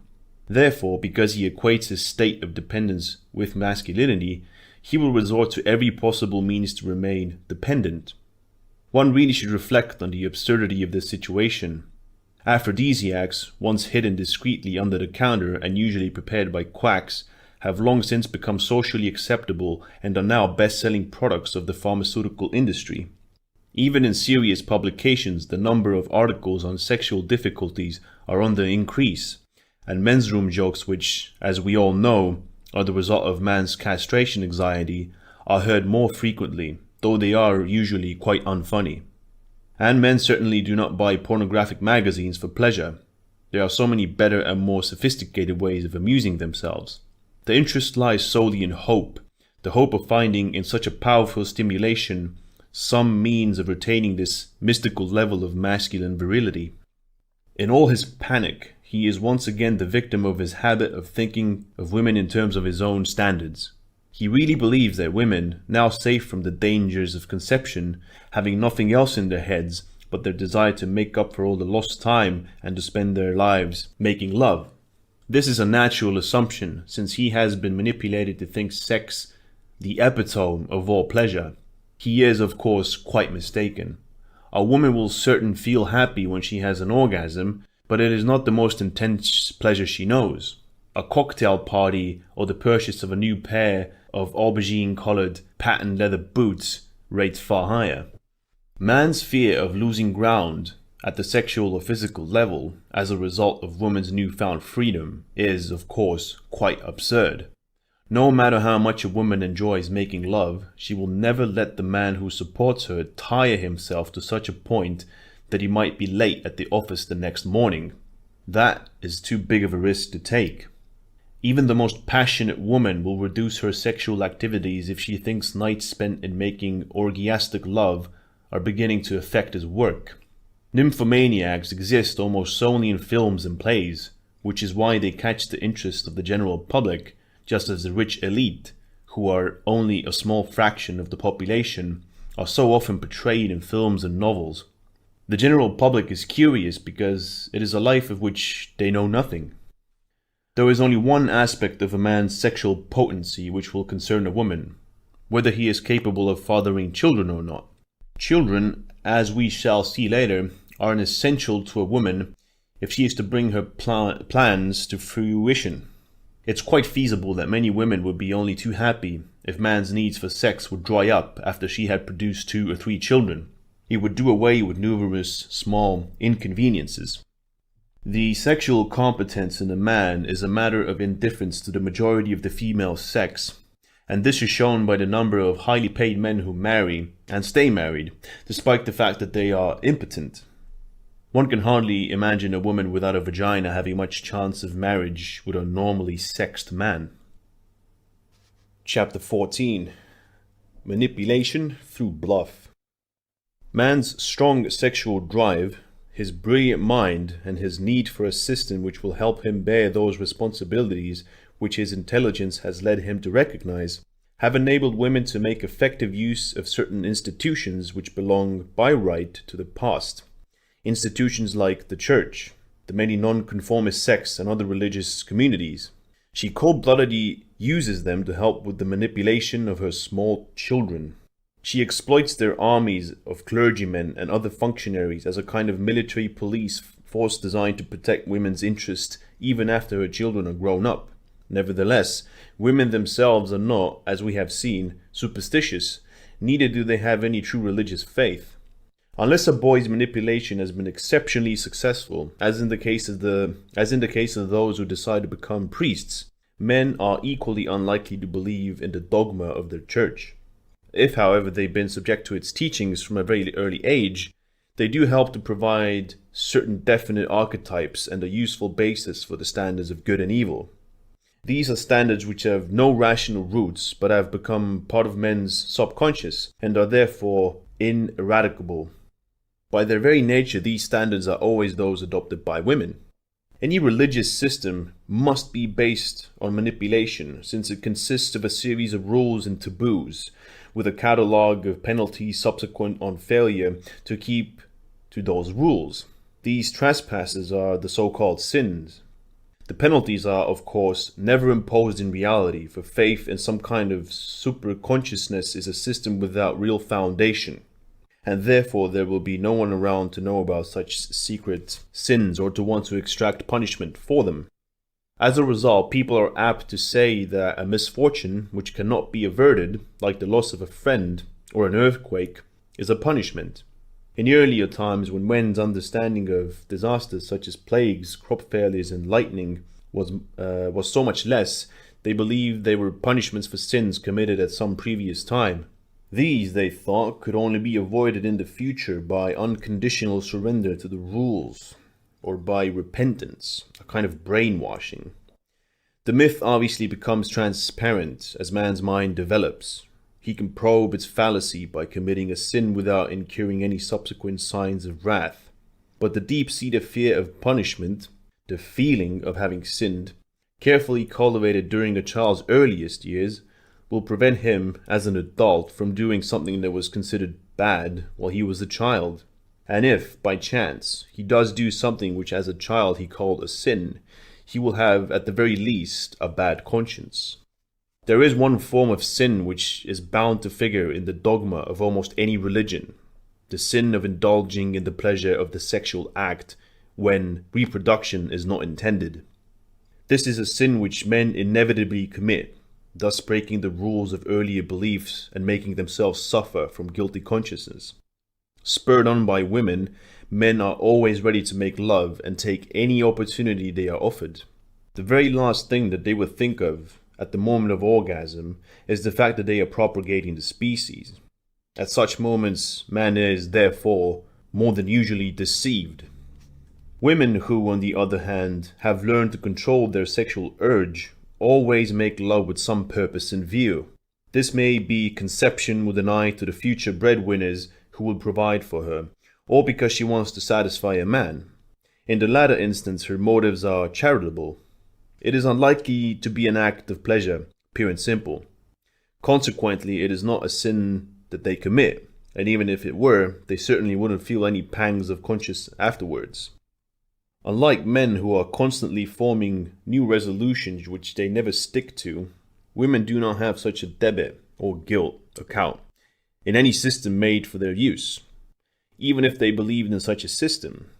With their tendency of self-abasement, their suppressed and stunted sexual needs, their assumption that they will survive without working by letting others work for them, they are like the effigy set up as an ideal and guide to men. Jesus Christ or Gandhi, an ideal which can never be attained and merely serves to confirm male beliefs that all truly admirable qualities are, in the last analysis, feminine. Yet, in reality, neither women nor their chosen police force, the clergy, are really interested in man's sexual drive. The taboo did not have to concern this particular instinct. They merely chose it because it is man's greatest and purest pleasure. Had he found as much satisfaction in smoking or eating pork, women would have made him equate those with sin. The main thing is that he lives in a state of sin, a state of fear, and is thus open to manipulation. This is one of the reasons why the catalogue of sins varies according to man's age. For a small child, the taboo is lying, covering the property of others, and not honoring one's father and mother. For an adult, it is sexual desire and lusting after his neighbor's wife. Yet how can they recognize these as sins when at first they know neither rules nor the system under which they were established? How can they believe in something which does not exist, or feel ashamed of a pleasure which does not hurt anyone? Anything which deals with religious beliefs is contrary to the rules of reason, and consequently has to be instilled at an age when a sense of logic is still undeveloped. If possible, the manipulation should take place in a building of such absurd design and architecture that the absurdity that which is preached in it is equal to it, thus making it all a little less incredible. And those who are purveyors of this type of illogical thinking should, if possible, look different from other people. If children are taught by men who dress like women, for example, or who adopt some other form of masquerade, their pupils' bewilderment and awe will be all the greater, and the respect for these figures will never quite leave them. Women have taken great care to ensure that their lobby, the clergy, are always men. Firstly, because the female image might be damaged if they represent their own interests. Men might think them calculating. And secondly, because they know men rate feminine intelligence rather low. This, of course, is why they can only play on a man's emotions. But advice which comes from another man, and one respected from childhood, is much more likely to be listened to and taken. Clergy are not the enemy of normal men just because their advice always benefits women. A man should stay with his wife even if he does not love her. He should look after the children he never wanted. The attitude of the clergy is merely the direct consequence of their financial dependence on women. Women would survive well if the church did not exist at all. They only needed to help them manipulate their young, and as background for special clothes on special occasions. The church, on the other hand, would be ruined without the support of women. Children can be manipulated and indeed are very often raised without the benefit of the church today. It is quite feasible that women one day might give up the nave of a church as the most effective background for a white dress. Such trends would empty the churches in a couple of years. In the Soviet Union, marriage palaces have replaced them as a wedding background. If this became the fashion, people would see the churches for what they really are, relics of a long dead age. They would withdraw their financial support, both public and private, which, in the last resort, has always been provided by men. It is man who pays his own tormentors. So when we hear someone say what magical power the church has, since it still draws people to it after many hundreds of years, the situation has obviously been misunderstood. It is not the church which possesses a magical power, it's women. All such institutions have long since become mere tools in the hands of women, and it is highly unlikely that they will ever do anything other than fulfill women's expectations. The sufferers are quite often those who represent the various religious communities, for they only want to live a peaceful, undisturbed life, at the expense of masculine men, of course, just like women. Thanks to women, they have become a kind of mafia with which to frighten children, enslave men, and put a brake on the progress. These men are forced, under the threat of boycott, to appear in ludicrously effeminate clothes, to intone grotesque songs loudly, and to tell horror stories to an audience sometimes consisting even of intelligent people. All this despite the fact that these stories with which they are making such abject fools of themselves have long been discarded by modern theology and stand in obvious contrast to all they have been taught as students at their universities. Modern theology, of course, is useless for conditioning purposes now that it has renounced the carrot and stick policy. Women need those moth-eaten tales of heaven and hell, of devils and angels, of paradise and judgment day. Death can only be used as a convenient deterrent if it is a door leading either to eternal happiness or to eternal damnation. Which of these two realms this door may lead to is dependent on a kind of point system, scored according to earthly achievement and calculated by women. If life everlasting can be won only by faithfulness and slavery, it falls in with the interest of women, interest which would in no way be helped if men decided to investigate eternal life in biological terms, an investigation we might have to wait some time for. Women themselves are, of course, quite unmoved by all of these myths. They go to church only as and when they want. Their conscience does not bother them either way. For the big ceremonies, which are really attempts at intimidation on the part of women, not on that of the clergymen, they array themselves in suitable attire: wedding dress, christening clothes, mourning clothes, confirmation dress, and put their men in the usual dark suits. They enact the role of believer, of the superstitious or doubter of the faith, but in reality their minds are elsewhere. Male speculations on the possibilities of walking on water, turning water into wine by magic, or by achieving, also with the help of magic, an immaculate conception, leave them cold. As usual, their interest does not concern itself with the essence of the thing as such, but with its possibilities of exploitation. If a man of another faith wants to marry them and demands their conversion as a condition in exchange for his own promise to work for them, women would not hesitate for a moment. Chapter 15. Commercialized Prayers. For most men, all that remains of the religious faiths of childhood are a few conditioned behavioral reflexes, such as love of truth, the enjoyment of honest, hard work, or a pleasure in non-freedom. From the moral point of view, everyone should have the right to lie. It helps us to stave off society's often too bold attempts to supervise us, and thus minimizes our own personal fight for existence.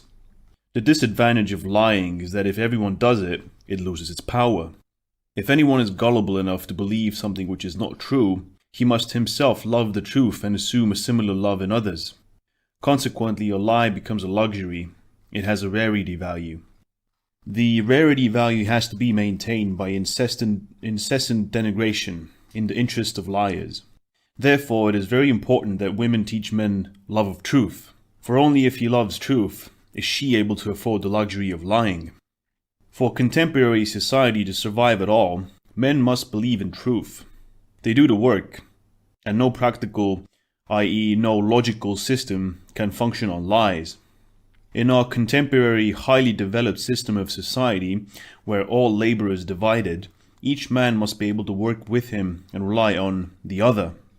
If men were to take to lying when the moment seemed opportune, say in matters like train schedules, freighters' capacities, or the amount of fuel left in an airplane's tank, the effect on our communal system would be disastrous. Within a very short time, there will be complete chaos. Women, however, can lie with a clear conscience. They are not involved in the process of work, so their lies will only harm one person, usually the husband. And if it is not discovered, it is not a lie at all. It is feminine guile. The only crime which does not come under this heading is physical unfaithfulness, which a man will not forgive. As a man has been conditioned by women's self-abasement, it seems natural to him that she should use guile, weak and dependent creature that she is, as the only way in which he can hope to guide this powerful, sex-obsessed giant, this unfortunate, wretched animal. It's no wonder that women, having proved guile a success, talk quite openly about it. You will read about it in their favorite media, women's magazines. Mothers hand it out as advice to their daughters. Why not? It's quite justified, since all their comfort depends on it. For they are both frequently forced to exploit the same man, first the mother's husband, and later, perhaps, if the mother lives under the same roof, the daughter's husband. After all, their whole future comfort depends on whether he comes to heel. Of course, women would never openly forbid a man to lie. They simply associate lying with repugnance. This is easily done by means of the chosen system of religious faith, which connects lying with the idea of a fictional punishment, or by a kind of personal magic. If a mother tells her child not to lie to her because it's bad, he will automatically have a guilty conscience if he does. She does not even need to be specific about this badness. The child believes her implicitly, is dependent on it, and relies upon what she tells him. He believes she would never lie. This is nonsense, of course, for mothers constantly tell their children the most barefaced lies. The same magic is involved when, later on, a woman convinces her husband that unfaithfulness is something squalid and wretched. You must never deceive me. Or if she happens to be one of those tolerant wives who say, it's not so bad if you deceive me, but you must never, never under any circumstance leave me, a generous woman, and he will obey her order, for such it is, without doubting its justification. Once in a while he will sleep with another woman, but he will rarely leave her, although the admission of such boundless indifference should really be a signal for him to go, and do so at once. Only one circumstance in a man's life will ever make him tell a lie, and that is when he, as a result of pent-up desire, has slept with another woman, although he dearly loves his own wife. He is so afraid of the possible consequences of truth, she might do the same thing herself, that he will suffer the most agonizing pangs of conscience rather than admit the truth. But if he has merely smashed up the car and maybe even killed someone in the process, if he has behaved treacherously towards someone else, or taken a day off work, he would rather clear his conscience and tell her. A woman's reactions are exactly the opposite. She will keep quiet about absolutely everything except her interest in another man, or that man's interest in her. And if 2 or 3 other men are attracted, she will use the situation to her advantage by commercializing it at once. She tells her husband just to make sure he knows there is someone else to look after her if necessary. This alone is enough to bring a man up to scratch and increase his rate of output immediately. We have already mentioned man's desire to be unfree. This leads to religious fervor and prayer, a fact which is still true today, for pop songs are only a modified version of childhood prayers. The god of former days has been conveniently replaced by the goddess, woman, who is right at hand. Man's happiness really does depend on woman. Even the content of the prayers remains virtually the same. The longing to submit oneself to a higher power, the plea that she will listen to him and be merciful, or simply idealization. It doesn't matter whether one says, "So take my hands," or "And thy right hand shall hold me," or "Fly me to the moon." It all amounts to the same in the end. Some modern records do still praise the old god, but it is only the choice of words which shows they are not directly referring to women. Thou who makest all things grow. Prayers in religious songs, i.e. prayers to music, ease existential anxiety. They appeal to a superego on whose every whim all happiness depends. The superego allows us to relax and accept life and frees us from the pursuit of happiness, for everything lies in the hands of our God. As man grows older, his fear increases. He has come to realize why it is justified, and increasingly his wish to let go grows too. This need to relax for a few moments at least, and to commit himself to this almighty power. In the old days, intellectual men used to work out their fears by writing love poems which took the place of prayer and calmed them down. Nowadays, this form of adoration has become superfluous, for the current supply of pop songs, the dark longings of men, naturally commercialized at their own expense, increases, and their lyrics, those of the Beatles for instance, satisfy even more of the most sophisticated of taste. There are of course also some hits sung specifically in praise of men. The few that there are usually songs first made popular by a male singer and then sung by a woman. In general, however, women only sing hymns of love which, since men need them for love, is almost the same as singing hymns to themselves. Still, at some stage they seem to have discovered that they could sing their own praises without it being too obvious, and since then, women have ceased to worry. They praise their own magnificence, their fickleness, their cruelty, and the self-complacency with which they give themselves to men, whether to save or to destroy them. When Marlene Dietrich sang in The Blue Angel that love is my world and my nature and nothing else, All I can do is make love, that's all, and men flutter around me like moths and burn up and I can't help it, she was expressing just these sentiments. If women can think of themselves as divine, just how divine must they be? In real life, of course, women are far more subtle in their exploitation of the male sex than in the film. They don't ruin men immediately. They are quite prepared to take a whole lifetime over it. After all, who is going to kill the goose that lays so many golden eggs?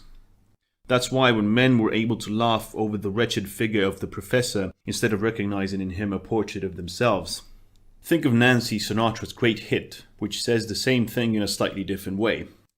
These boots are made for walking, and that's what they're gonna do. One of these days, these boots will walk all over you. A hit indeed, for it satisfies man's need and longing for a cruel goddess on the one hand, and woman's claim to omnipotence on the other. Chapter 16. Conditioning of Self.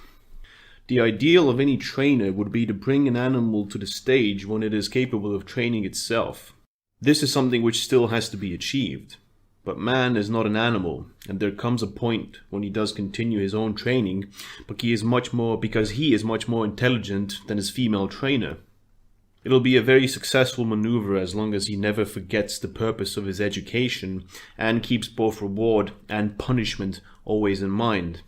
The world of pop songs is one of the facets of man's efforts at his own manipulation. The best example of self-conditioning, however, is to be found in the advertising industry. In advertising, he does not idealize women from any masochistic tendency. It is purely a question of survival. Only his exploiters, women, have sufficient time and money to buy and consume all of his products. To supply the woman inhabiting his villa with purchasing power, he has no choice but to cultivate legions of other women who have as much satisfaction as his own wife in spending. They will then buy his goods and keep his wife in pocket.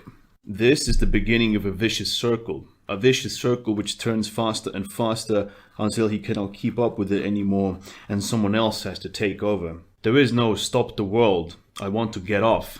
Market research institutes investigate what they like to call subliminal female stimuli. The conscious ones have long since been satisfied, and then sell their discoveries to the consumer goods industry. The latter then hurries to fill these so-called gaps in the consumer market, as if there were in fact such things. Or sometimes they work in reverse.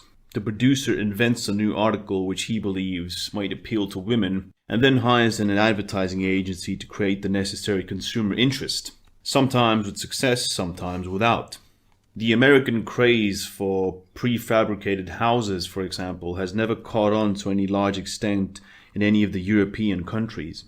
Every few years, a wave of indignation sweeps over the male ranks as a result of this expensive fostering of the female craze for consumption. They have been blinded by the stereotyped image of woman as victim of male exploitation to such an extent that they do not realize that they themselves are, in fact, the sufferers. They maintain that women's naivete and their gullible, i.e. stupid natures, are exploited by advertisers for the purpose of increasing sales. Sometimes these men should go around to asking themselves, who is really being exploited? It is the creature whose innermost wishes are sought out, coddled and fulfilled, or is it he who, in his desire to retain the affections of the former, seeks out, coddles and fulfills them? It has always been one of man's greatest aims in life to fulfill women's innermost desires, to anticipate her every wish, in fact, as contemporary women's fiction still puts it. Well, they have reached their goal. There is practically no female desire left undiscovered, and almost next to none which could not, if necessary, be fulfilled. The result is that women are getting increasingly more stupid, while men grow more and more intelligent.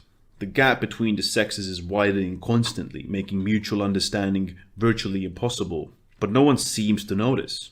It's one of the basic principles of biology that intelligence develops only in the face of competitive stimulation. Women, though, stand outside every competitive field. The glut of modern conveniences dulls their brains, reducing even what little is left of their capacity for thought. Men, on the other hand, prodded by the need to create discomfort, to open up new sources of income, has to exert himself more and more. Surrounded by this ever-increasing comfort, the female race is changing for the worse. The concept of femininity used to be applied to a woman who had the ability to bear children. It was also applied to venality. The definition must be changed to include imbecility. If Marx is right, and the word being determines the extent of man's being aware, the pill, for instance, would determine sexual mores, and the atom bomb stalemate the ideologies of peace. To the same extent, the self-awareness of Western women, whose situation in life has changed, or improved, basically over the last 20 years, is now in a state of acute transformation. This metamorphosis, which can only result in the utter stultification of women, is all the more dangerous because no one seems to have noticed it. Women's image is no longer created by women, but by advertising, that is, by men. And if anyone even starts to doubt the truth of women's value, then there are 100 snappy advertising slogans ready at hand to disprove such a thought. Advertising says that women are witty, intelligent, creative, imaginative, warm-hearted, practical, and capable. Smiling sweetly with all the airs of a goddess, she dispenses the latest discovery in instant drinks to her grateful brood. Her husband's eyes follow her adoringly as she serves up a new pre-cooked meal, which is so much more to his taste. Or maybe she hands him a Turkish towel which is still softer, the result of a new finishing rinse. This image of woman, created by man in order to sell his goods, is repeated incessantly with the help of mass media and throughout the Western Hemisphere. And each day it is being reinforced. How could anyone dare to admit, even to themselves, that in reality women are unimaginative, stupid, and insensitive? It would obviously be too much to expect of women, and it is an admission men cannot afford. Woman buys, man sells, but one does not convince a customer by saying, "It's good, you've got to buy it." Instead we say, "You're marvelous, you deserve the best. Why should you make do with anything less? You've earned your comfort, you are entitled to it." So, on top of everything else, man has to flatter woman because he needs her as a customer. It is interesting that the trick men are using here is similar to the one used by women during his manipulation, only with a difference. Man turns it against himself. She praises him to make him work for her, but he praises her to make her spend his money. After all, if a man flatters and talks his neighbor's wife into buying a new wall-to-wall carpeting, he must reckon with the fact that his neighbor will, in his turn, sell his own wife a heatable bathtub the next day. For how else could he pay for the carpeting if he didn't? Man, in fact, is caught up in the trap of his own making. For while the battle for money is getting fiercer outside the home every day, inside it his wife is growing more moronic. Every day his house is being stuffed with more junk and useless trash, which she herself buys, thus helping to finance the stultification of his competitors' wives.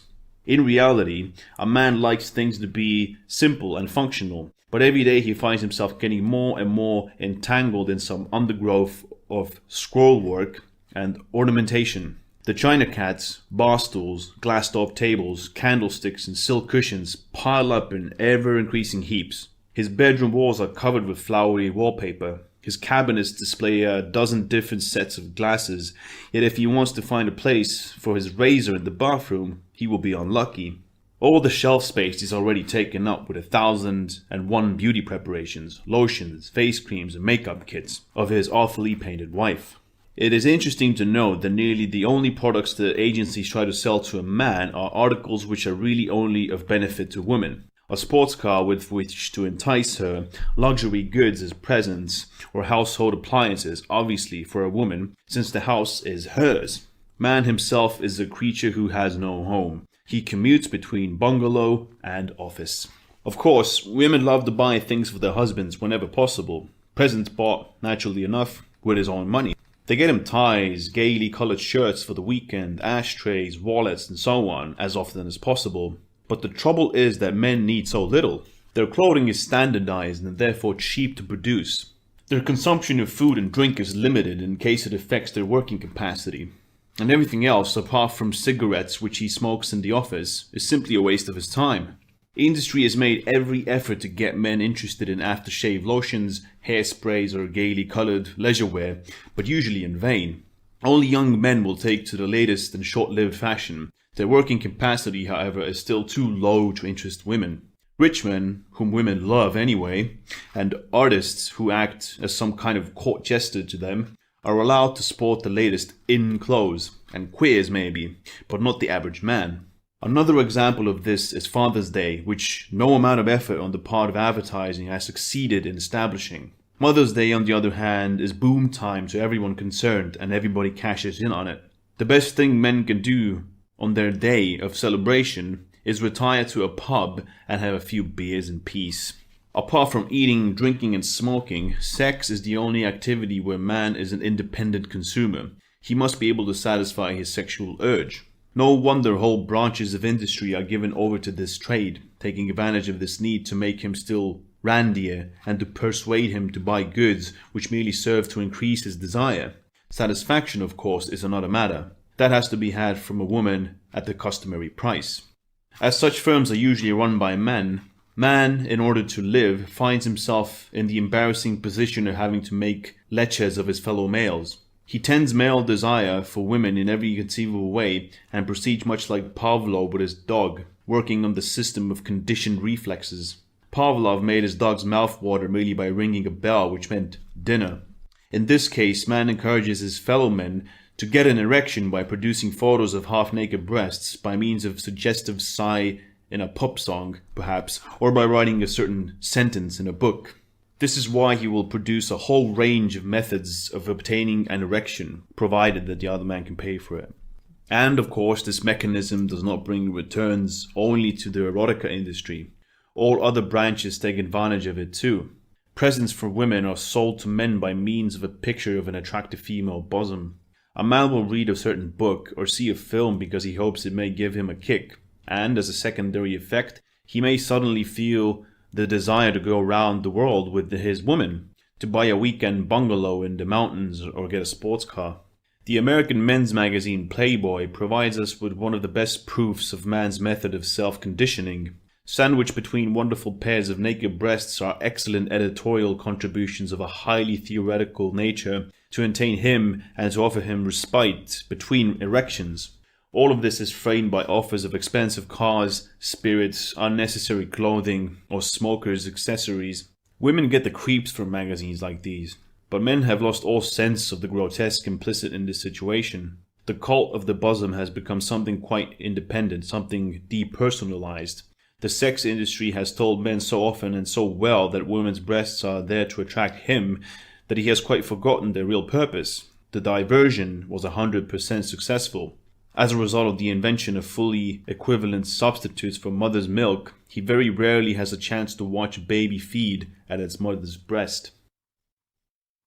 Chapter 17. Children as Hostages. Children are certainly very endearing, but that in itself is no reason for producing them.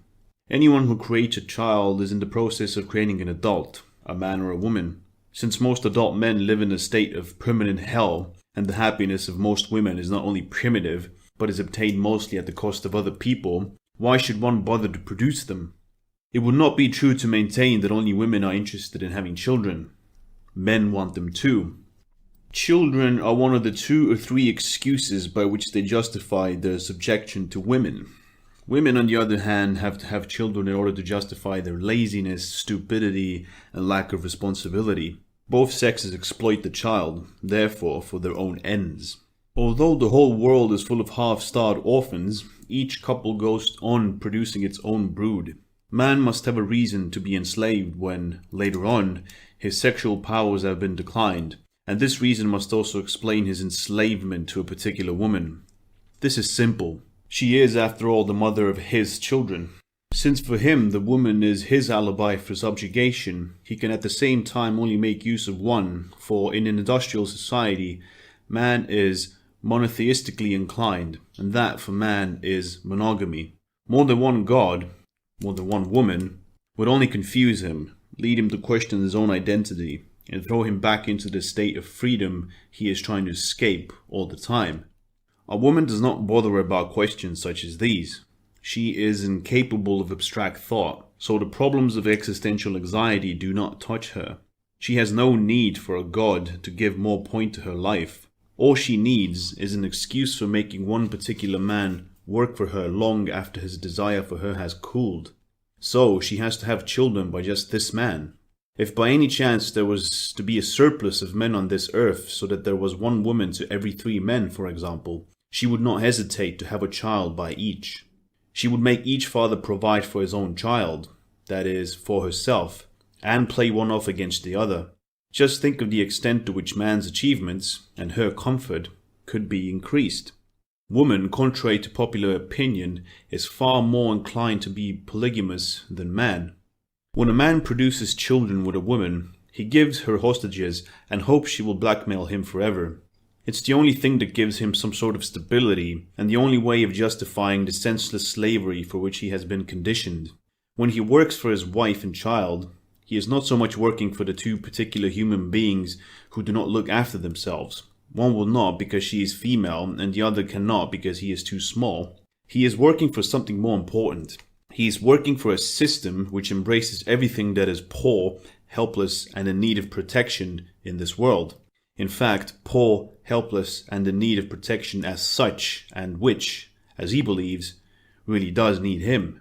Thanks to wife and child, man has acquired an alibi, an artificial justification for his wretched existence, for his subjection. He calls this arbitrarily created system, this whole unit, his family.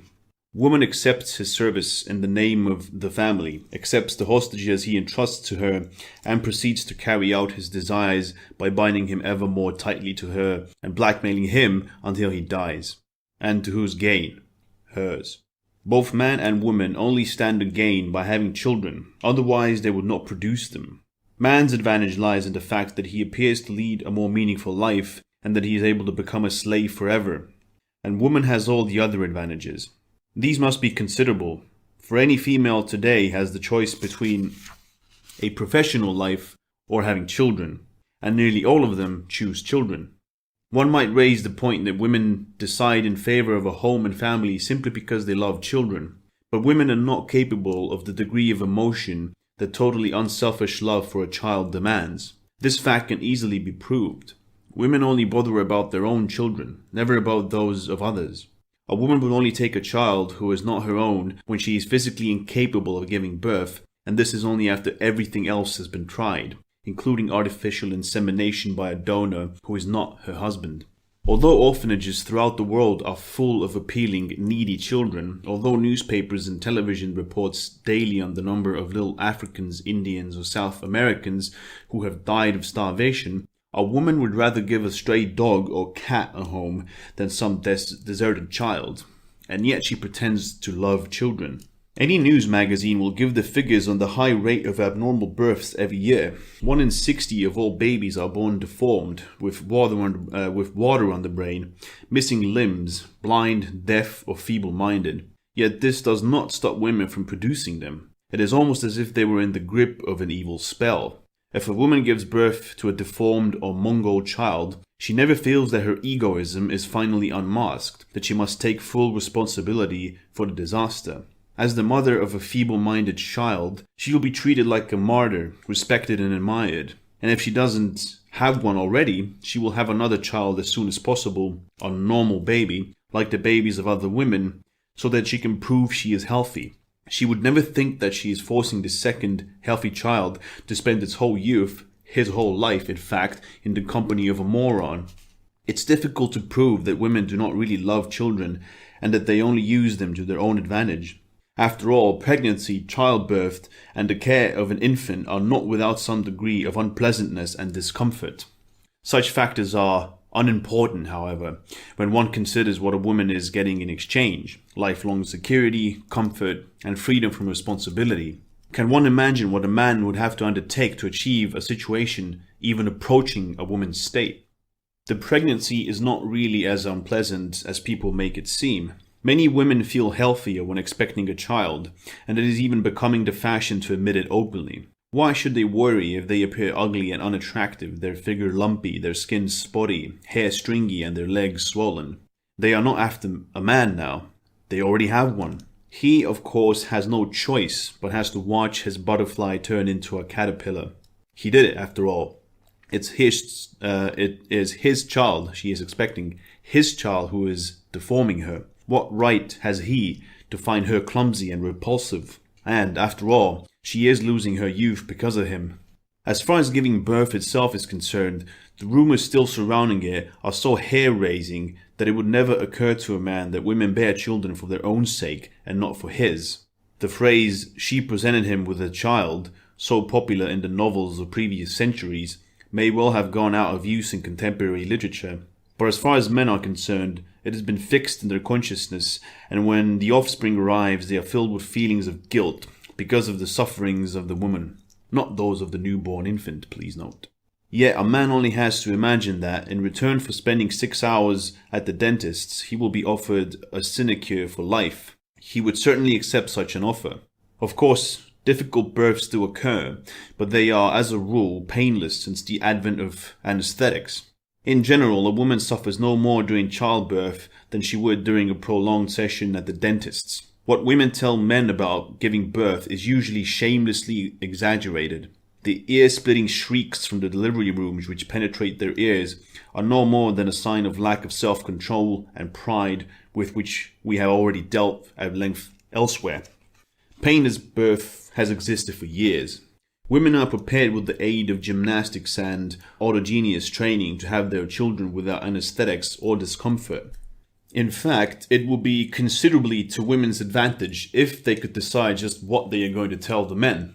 While some say it is agony and others that it is not, they are not only damaging themselves, but also their common cause. Of course, an assumed air of helplessness and a subsequent alibi for spending their lives doing easy work without a boss ordering them around is not the only reason why women produce little human beings. One day, for example, a woman may discover that her body functions rather like a slot machine. You put in something insignificant and trifling, and something quite different and rather fabulous falls out. Of course, she is tempted to try this wonderful game. And when she has played it once, she will repeat it over and over again. It nearly always works. Exactly 9 months later, out comes a human being. She is quite beside herself with joy and thinks she is simply marvelous. The operation of this slot machine is only as legitimate as hitting someone on the head and crushing his skull and then watching him fall down because it is biologically possible. If each game with her body slot machine did not involve a slight bit of effort for her later, she would soon become insatiable. As it is, she finds herself forced to draw the line, usually at the point where one more child would only increase her workload, but not her security and comfort. As a rule, this limit is easily determined, usually by the degree of automation in any one household. In highly industrialized countries, the average woman aims at having 2 or 3 children. In North America, where housework is almost wholly automatic, the optimum is nearer 3. In Western Europe, where there is still a lack of certain amenities, the ideal is near to 2. An only child is seldom desirable, while more than 3 is virtually considered antisocial because of noise and the smell of washing. An only child has no real advantages attached to it, only disadvantages. The woman does not seem as unprotected and tied to her home as she should be.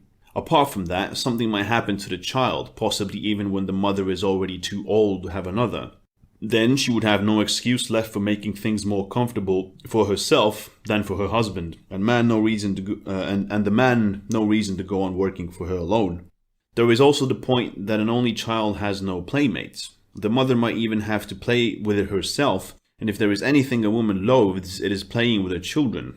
It is difficult for her too, because children are interested in and want to know about absolutely everything, where she has no interest at all, apart from the few idiotic forms of entertainment offered by her house and her own body. Therefore, even with the best will in the world, it is difficult for a mother to enter into the adventurous world of a child. She may have a small repertoire of insipid stock phrases to amuse the toddler, such as, "Look who's coming now," but by the age of 2, a child has started to think for himself, and woman is left behind. The cliché about the common interests of father and son, father cannot stop playing with his son's model railway, cannot be applied to mother and son, or even to mother and daughter. If a woman actually makes an effort and spends half an hour playing with her child, more might be bad for its mental development, she will tell the whole world about it as if it were a great achievement, which of course it is, in terms of self-denial. To guarantee material security and allow a woman to seem helpless and incapable of earning a living, 2 to 3 children are necessary. This minimizes the risk of an old age without children or grandchildren, who have to prove by their respect and love their gratitude to her for having been such a good mother and grandmother. Besides, it allows the children to keep each other amused, leaving mother free for superior occupations, sewing, for example, or baking. Her maternal care goes as far as to push them into one room and leave them to it. She will only go back in there again when one of them gets hurt and screams loudly enough to summon her. In addition, the upbringing, training, and manipulation of several children is easier than that of just one child.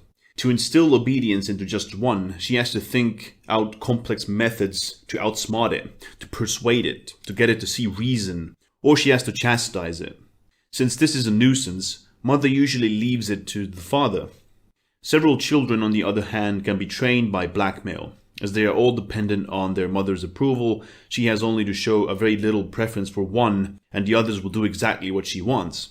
Every child lives in constant fear that its mother might withdraw her love and give it to someone else. And if this fear does not produce affection between brothers and sisters, as if women would care, at least it increases their competitiveness and performance. Even later, when the children are long since grown up, they will still vie with each other for their mother's respect. The sons satisfy their ambitions in their work, the daughters in their amassing of property. From time to time, they will all gather together and again return to mother. Mother, of course, regards this as a sign of their affection towards her and likes to call the interest her children take in the progress of each other a sense of family. On such occasions, they each give their accounts of their latest acquisitions. But all these advantages only hold good when there are no more than 2 or 3 children. A woman with more than 3, usually because of an oversight on her part or religious beliefs on her husband's, really will have quite a lot to do for a few years, even with the freedom to organize her own timetable and without the responsibility of earning the daily bread. A sense of responsibility as far as the children are concerned is, in any case, alien to woman. The increased activity only lasts until the youngest child reaches nursery school age. There is, however, one further small advantage in having a large family. The husband is unlikely to leave before all the children are grown.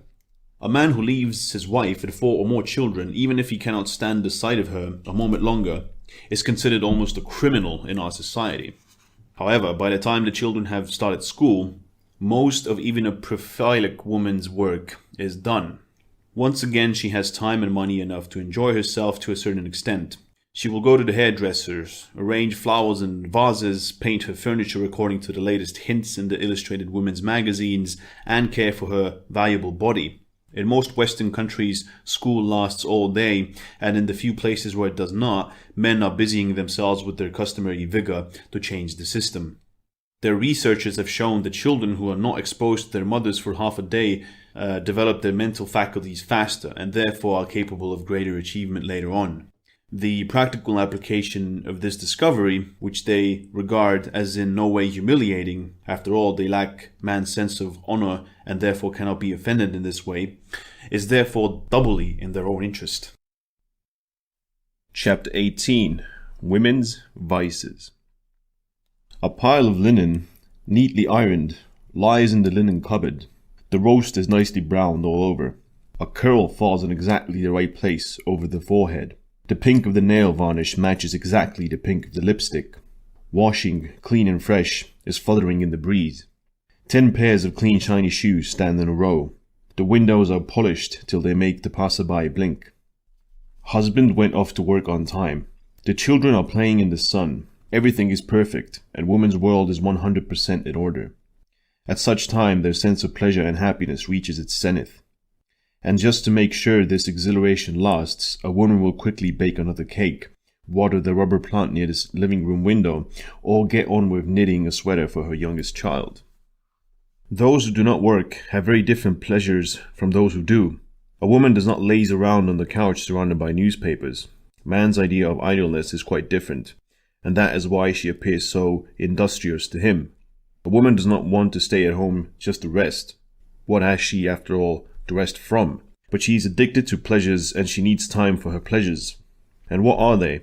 Baking cakes, ironing the clean washing, making clothes, cleaning windows, curling her hair, painting her toenails, and sometimes even, and we will come to this later, doing a little shorthand and typing. And just to make sure that no one recognizes the fact that for her all this is pleasure, she calls these pleasures housework. She is only indulging in orgies of personal hygiene to please her partner. And if one of her silly little pleasures is to sit at a desk in an outer office translating ready-made thoughts, ready-made since they are provided by professional men, into a visual medium, well, let her call it stimulating mental work. In this way, women indulge in a great permanent party and live in a world of freedom and rationalized happiness, far from any responsibility. They occupy a realm man would never dare to dream of. A world he believes to be the domain of hippies, a life to be found perhaps in the carefree South Sea Islands, but never a world so close to home. Of course, there would be nothing to object to in these harmless orgies of pleasure if only men recognized them for what they really are. But it is a pity that they ruin their own lives believing that the woman's lot is worse. It is quite impossible for a man to imagine that this represents happiness to the opposite sex. They would have to realize that it is a woman's nature to be able to enjoy amusements at the lowest and most monotonous level, and such boundless stupidity is beyond male comprehension. Not even psychologists can grasp it, although they spend their lives studying the female mind. Being men, they must find it more interesting than their own. But it would never occur to them for a minute that woman's so-called psyche is unfathomable merely by virtue of lack of intelligence, that feminine work only appears unattractive to the male because he is incapable of imagining the required degree of stupidity necessary to be able to enjoy it. These experts have discovered that almost all girls only do well in school in subjects which do not require thought. These subjects are those which can be learned by heart, like languages, for instance, or mathematics, in which everything follows strict rules.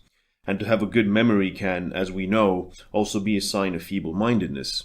Subjects such as physics, chemistry, or biology are completely beyond them. But no one ever concludes from this that girls are lacking in intelligence. They assume, instead, that there is a typically feminine sort of intelligence, and psychologists are incapable of grasping that this sort of intelligence is not something inborn, but something acquired from a very young age. The last original thought, on average, a girl child utters will be at about the age of 5. After that, her by now completely imbecile mother takes care to put a brake on any further signs of budding intelligence. Most men will never quite admit the depth of their wives' stupidity. They agree that they are not terribly clever, but grant them intuition or instinct instead. And they like to call this a feminine instinct as opposed to that of an animal. Unfortunately, this famous feminine instinct is really nothing but a euphemism for statistical probability. Women poke their noses into everything and give opinions about everything, and, since they are so stupid, they don't realize that they are making fools of themselves. As a result, according to the law of averages, their forecasts will be correct every now and again.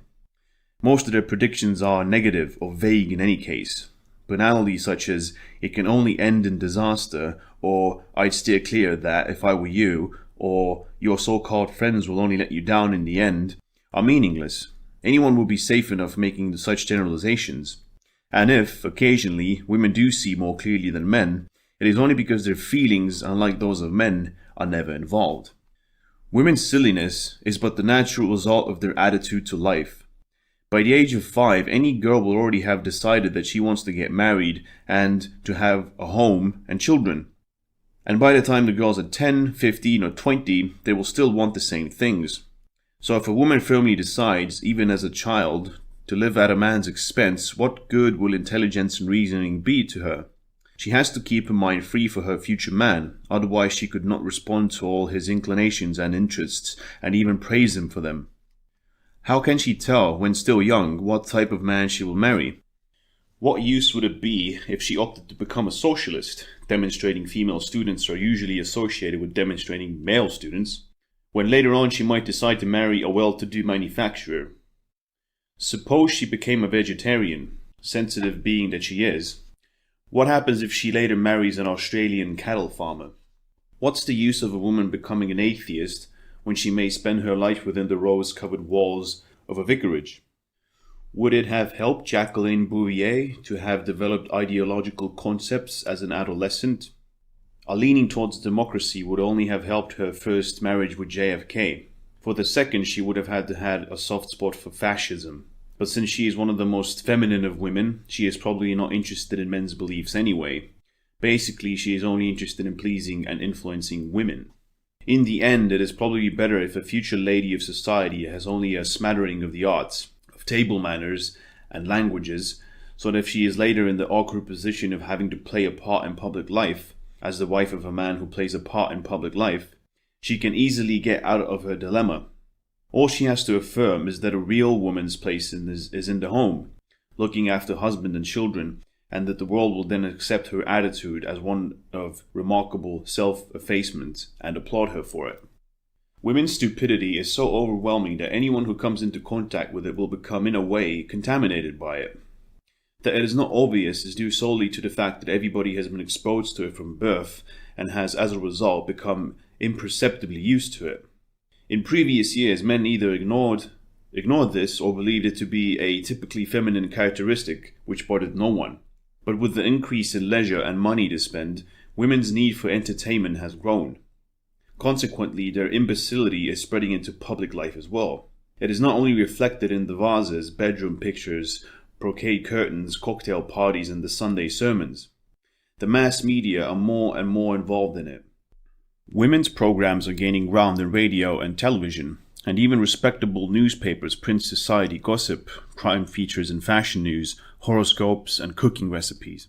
The output of women's magazines is increasing daily. In fact, imbecility is gradually infiltrating into public life as a whole, instead of being limited to the contamination of the private sphere of men. There are periodicals and books which deal with subjects such as politics, philosophy, science, economics, and psychology.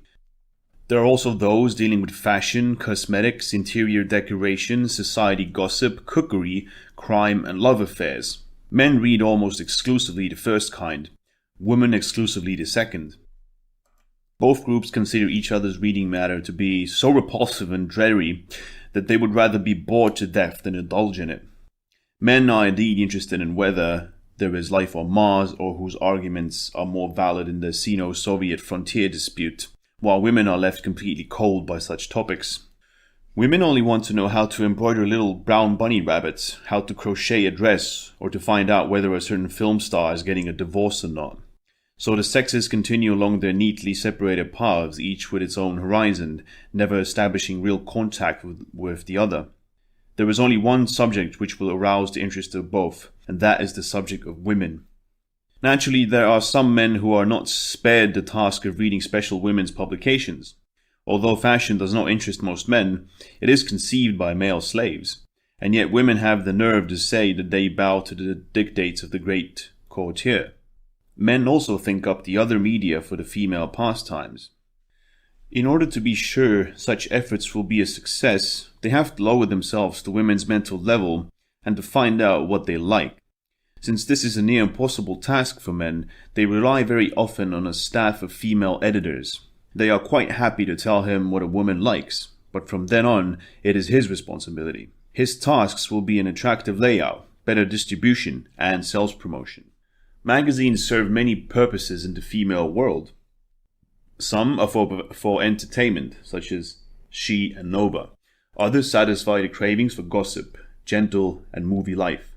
Still others give advice on which mask to choose, Vogue and Queen. There are even magazines which unite the various spheres of interest, such as Elle, Birgit, and Grazia.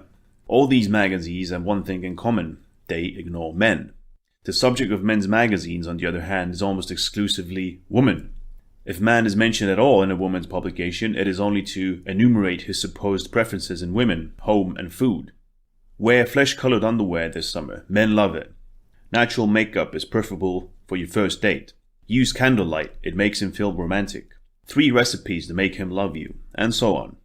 And because such generalizations of male preferences can only serve the purpose of helping women to catch and hold any given man more easily, they are really no more than recipes.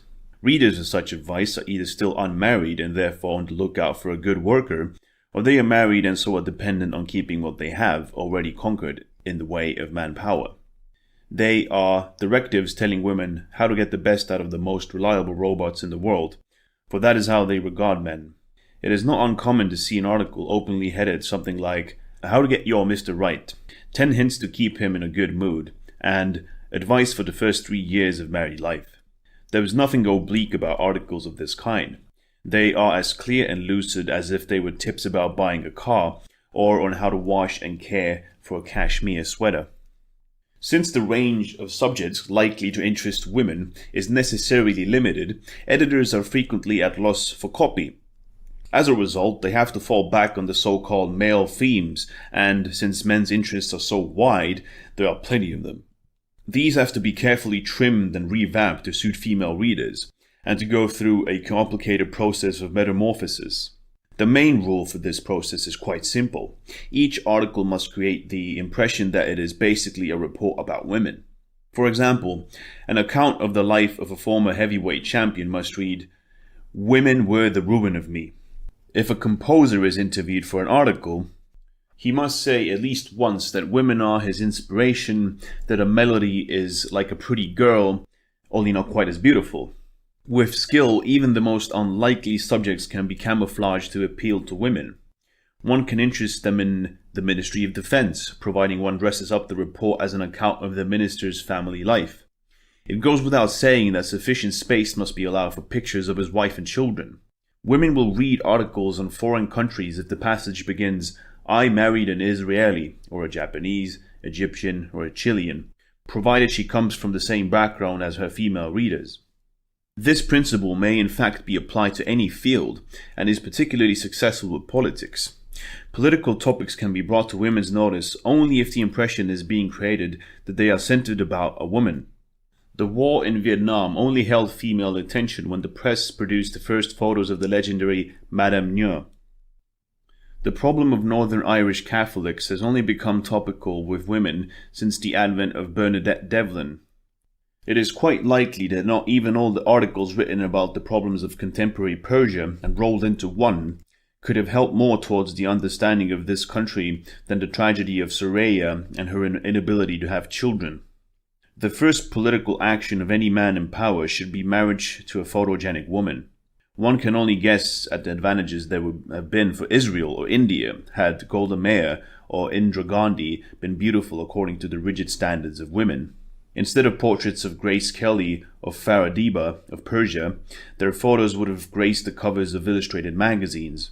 Women would then have read features entitled "The Jewels of Golda Meir" or "Why Indira Gandhi Appeals to Men," and quite incidentally, the other half of the world, i.e. the one that is better off, could be told again and again about the crisis in Israel, or would realize that in India hundreds of thousands of children are starving to death, children who could easily be saved for the sums of money spent by women on nail varnish and nail varnish remover. Chapter 19. The Mask of Femininity. There is virtually no difference between an unmade-up, bald, naked woman and an unmade-up, bald, naked man, apart from the reproductive organs. Any other differences between them are artificially produced. A man becomes a man because he develops his intelligence and through its development his productivity. His appearance changes very little. A woman becomes a woman by means of gradual stultification and by deliberately transforming her external appearance. And this differentiation between the sexes is prompted exclusively by women. As we have said, a man is only considered masculine as a result of a series of manipulations on the part of women. A woman, on the other hand, is the author of her own transformation and produces femininity by means of cosmetics, hairstyles, and clothes. This femininity, synthetic in origin, consists of two different components: emphasis on secondary sexual characteristics and alienation by means of a mask effect. Woman makes use of varying types of masks in order to make a difference between herself and a certain given man as conspicuous as possible. The first component serves to make her desirable to man, the second to make her mysterious to him. She thus forms herself into the equivocal unknown opposite sex, making it easier for him to accept his enslavement. Thanks to the wide range of possible transformations each woman can offer a man, and the proper woman varies her looks just a little every day, she keeps him in a state of constant bewilderment. While he is still trying to find yesterday's woman in today's, she gains time to achieve her own ends. She will maneuver the man into an untenable position, all the time skillfully distracting his attention from the stench of a rotting mind beneath a pleasing mask. Woman regards her natural self merely as the raw material of a woman, and it is not the material but the end result which has to be judged. Unmade up, without their curls and bracelets and necklaces, women are really not yet present. This explains why they do not mind running around in curlers or with gold cream on their faces. It is not them at that stage. They are still occupied with the process of becoming them. They succeed with this sort of make-believe all the more easily because they are not hampered by any kind of intelligence. No effort is so great that women will not make it in order to achieve this metamorphosis. No makeup can cost too much or take too long to put on, when it is a question of the final product which will distinguish them so markedly from men. By rubbing cream into their skins, they make them smoother than men's. Their hair is curled or worn long for the same reason. They do not put black mascara around their eyes for the sake of beauty. It is to make them different from male eyes, strange, mysterious, and disturbing. All this was the original purpose of the female masquerade, but it has almost been forgotten now. In the course of the last few decades, the average middle-class married woman has developed from a rather busy domestic servant into a kind of demi-mondaine, well padded with the comforts provided by men. As a result of this, her former games, which were for the specific purpose of transforming her appearance, have become an end in and of themselves. Since amusing themselves with their own bodies is their favorite game, and well-to-do middle-class wives frequently have nothing else to do, they occupy themselves in this way. What's more, they are encouraged to do this by men. After all, it is men who manufacture their cosmetics, design their fashions and hairstyles, and make a living by doing so. They do their best to provide these women with new variations, helped by the editors of women's magazines and by women's radio programs. In fact, women have almost succeeded in producing a totally new feminine culture, a sort of women's arts and crafts. In this sanctuary, they live among themselves, disturbed by none, being led to heights, or rather into depths, where no man can follow apart from those specialized slave laborers mentioned above. Take care your lips stay smooth, advises, for example, one well-known magazine, this to a woman who complained of badly chapped lips. Brush your lips daily with a wet toothbrush and use a lip salve with regularity. Never use pearl lipsticks, they settle more easily into the cracks. Don't forget to take your measurements, the editor goes on to advise all women. Your pelvic dimensions should never be more than 9 inches larger than your waist, nor should they exceed your bust by more than 3.5 inches. Always brush your eyebrows into a becoming sweep before outlining them in pencil, and never draw them in with one straight arch. Instead, follow each hair with a separate stroke. It will look completely natural if the lines are vertical nearest the bridge of the nose and carefully toned with 2 different colors, for instance gray and brown mixed together. Always keep a mirror in your kitchen. It will help you control your face. You will notice if you frown or pull faces while you are cooking, or if your hair has become messed up. Women are grateful for all these rules in the game. They have not enough imagination to think them out for themselves. They follow them religiously, measuring their pelvic dimensions, brushing their lips, outlining their eyebrows, and hanging up little mirrors in their kitchen to avoid wrinkles caused by thinking. And when they have done all that, there are more fun and games waiting. There are actually women today who bathe their breasts daily in cold water for 10 minutes. It makes them firm, you see. There are women who oil their bodies all over every morning, and not because of medical advice. There are those who twist their hair around 30-odd curls every few days and who spend at least half an hour just on making up their eyes. And as they, thanks to all these efforts which a man feels are totally absurd anyhow, grow stranger, more incalculable, and more feminine as each day goes by, it is often precisely this type of woman who attracts the most willing slaves. In the meantime, the game goes on. Anyone who wants to join the game, to keep up with the coterie, has to observe more and more new rules. For women's demands on each other are enormous. Men have long since dropped out of the game. The opportunities for entertainment offered by one's body have increased enormously, and will go on doing so, though, of course, it is inevitable that many women cannot keep up the pace. These will return to their other source of entertainment, the home. As the amount of money available to women depends on the husband's income, women are divided into classes. There are those who have an excellent mask, those whose mask is good, and those whose masquerade is merely adequate. The first group become the idols of all the others, and, thanks to the constant efforts of their public relations organizations, provide a kind of substitute gratification for them. Even for a woman with an average type of mask, the rules are getting more and more complicated. If she goes swimming, for example, her makeup must be waterproof, her legs and armpits hairless, her body oiled, and her hair completely hidden by a cap covered with rubber flowers.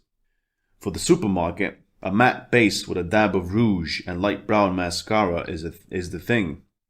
Funerals require a pale makeup to enhance the effect of her black lace mantilla, and add an almost invisible lipstick.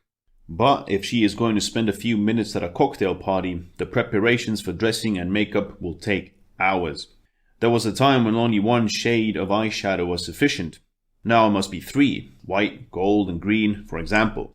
Her lips must be cared for with salves, lip liners, mother-of-pearl lipsticks, and powder. False eyelashes, no longer stuck on in one strip, must be carefully gummed in position, one by one. That is more natural, as they say. Her own coiffure must be embellished with an additional hairpiece, and both must always be freshly shampooed and curled. For eye makeup alone, the following are basic essentials. False lashes, a special glue, tweezers for putting the lashes in place, mascara, eyeliner, 3 shades of eyeshadow, 2 shades of eyebrow pencil, powder for the brows plus a specially angled brush for application, a small brush for the eyebrows, oil-based pads for removing the makeup, and special cream to soothe the eyes. The men who, of course, adore their goddesses and want them to be divine, oddly enough, ambiguous means to be feminine, have no desire to watch these hours of slavish narcissistic primping and are getting more and more uncomfortable. They will never understand the pleasure a woman takes in housework, and to them the makeup process is just as degrading. Every man knows that he himself could not care less if a woman wears 3 colors of eyeshadow or 1, just as he knows he has no need of lace, curtains, or rubber plants in the living room. But he realizes that other men, or society, demand this of women, and he feels intensely sorry because he believes himself to be responsible for this degrading state of affairs. Since he realizes that he and the other members of his sex are only interested in woman's external appearance, for what else is there to interest him, he assumes that his wife's tireless efforts to make herself into an object of desire and to create a certain alienation by means of makeup, which, however, should not be exaggerated, are the signs of an excessive zeal to please him. Of course he feels guilty, and rather touched. Thanks to his primitive needs, he believes he is making woman into the object of his desires. He believes he is suppressing all her worthwhile qualities which are, in fact, nowhere to be found. As usual, he is missing the truth of the matter by a hair's breadth. It is in his own interest to deny the fact that this whole development is tantamount to the highest level of feminine culture, and that women do not, by means of fashion and cosmetics, make themselves into objects, but rather that their ceaseless preoccupation with such matters corresponds to the mental activities of infinitely primitive subjects. And there is something else he doesn't know. A woman does not only recreate herself from day to day, so to speak, alienating herself even from herself again and again, merely for the sake of entertainment.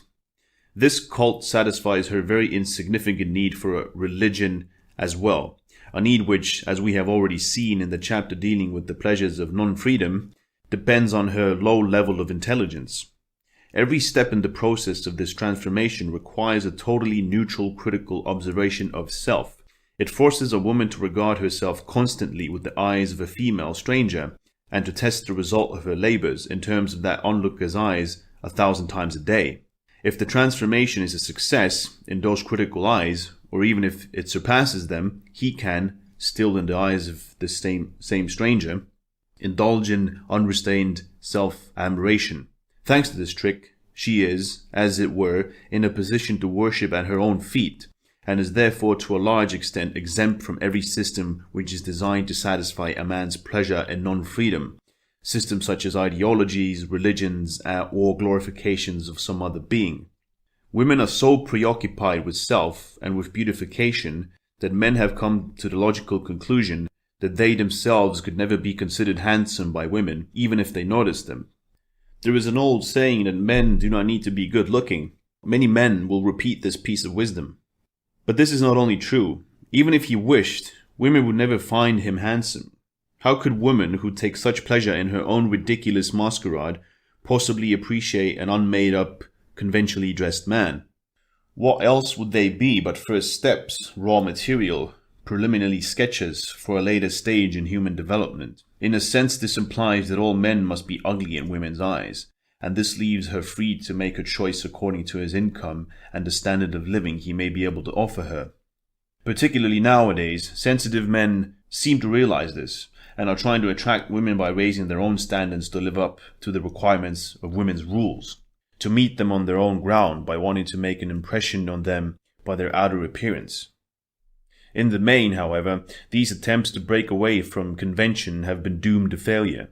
In the first place, men could hardly achieve something overnight which women have been cultivating for centuries. Man's long hair is never as silky, nor his skin as delicate as a woman's. His clothes will never be so exquisitely extravagant. And, in the second place, the vast armies of enslaved men have thrown these deserters out of their ranks, and more or less shut them off from earning a proper living. Today, there are few men who wear a mask. Those who do, poets perhaps and painters, beat musicians, journalists and actors, hippies and photographers, need just this sort of disguise in order to earn their money, rather as a kind of contemporary court jester. Of course, most of these men have a woman about them, someone who will utilize their earnings immediately. A poet has his muse, a painter his model, a beat musician his groupie. All of these women live on their men. Even if men did, as a general rule, take to growing their hair long, or to wearing chains with pendants round their necks, which after all is possible, for every 100 years or so there have been slight changes in men's fashions due to the altered working conditions, their long hair would be cut to a uniform length, and those chains around their necks would become a replacement for ties, and just as discreet and inconspicuous. Chapter 20. Colleagues are easy game. There are many women who take their place in the working world of today. Secretaries and shop assistants, factory workers and stewardesses, not to mention those countless hardy young women who populate the colleges and universities in ever-increasing numbers.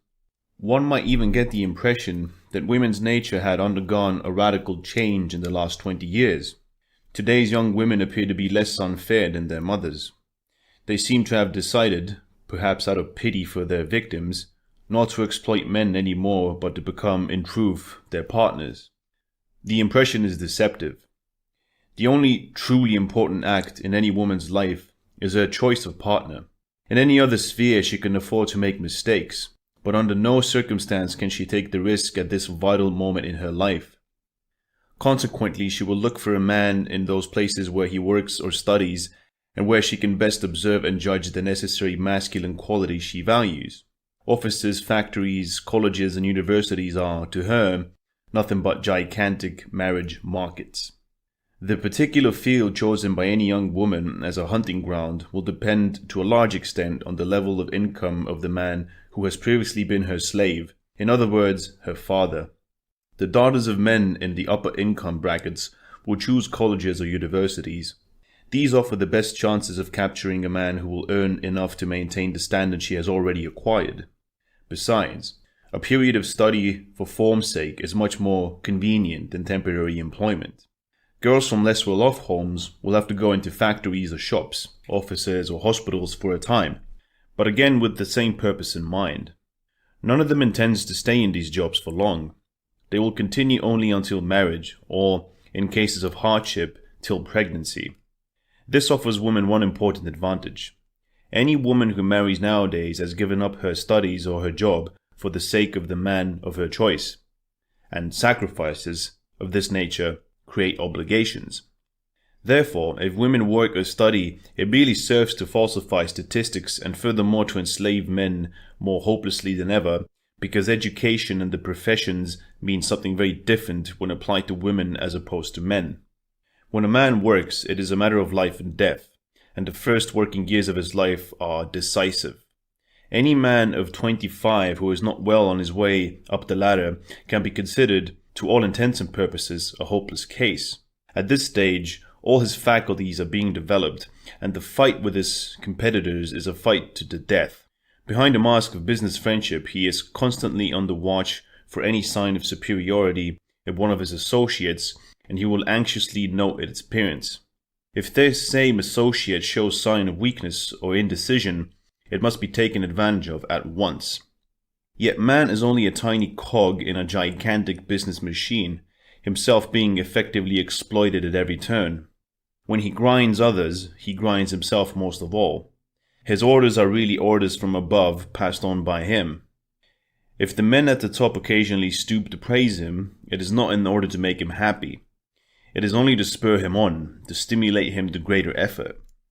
For man who was brought up to be proud and honorable, every working day is merely an endless series of humiliations. He enthuses about products which bore him to tears, laughs at jokes which he finds tasteless, and expresses opinions which are not his own.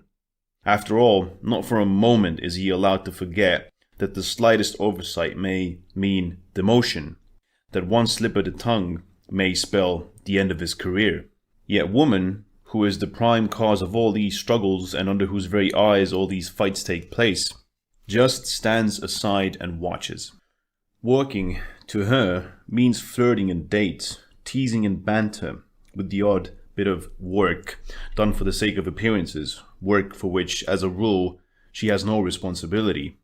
She knows that she is only marking time, and even if she does have to go on working for one reason or another, at least she has had years of pleasant dreams. She watches men's battles from a safe distance, occasionally applauding one of the contestants, encouraging or scolding.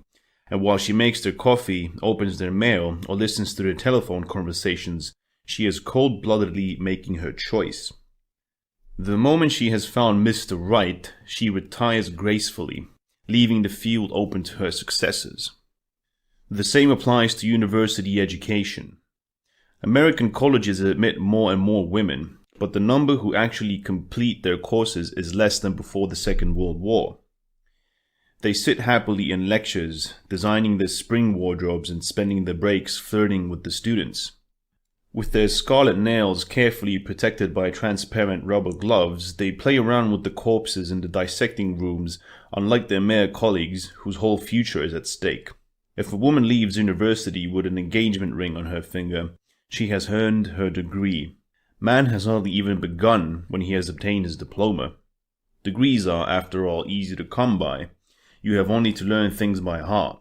How many examiners can tell the difference between the real knowledge and bluff? Man, however, has to understand his subject as well. His later success will depend on whether his knowledge is well-founded. His later prestige will be built on this, and often other people's lives are dependent on it. None of these battles exists for woman. If she breaks off her studies and marries a university lecturer, she reaches the same standards without unduly exerting herself.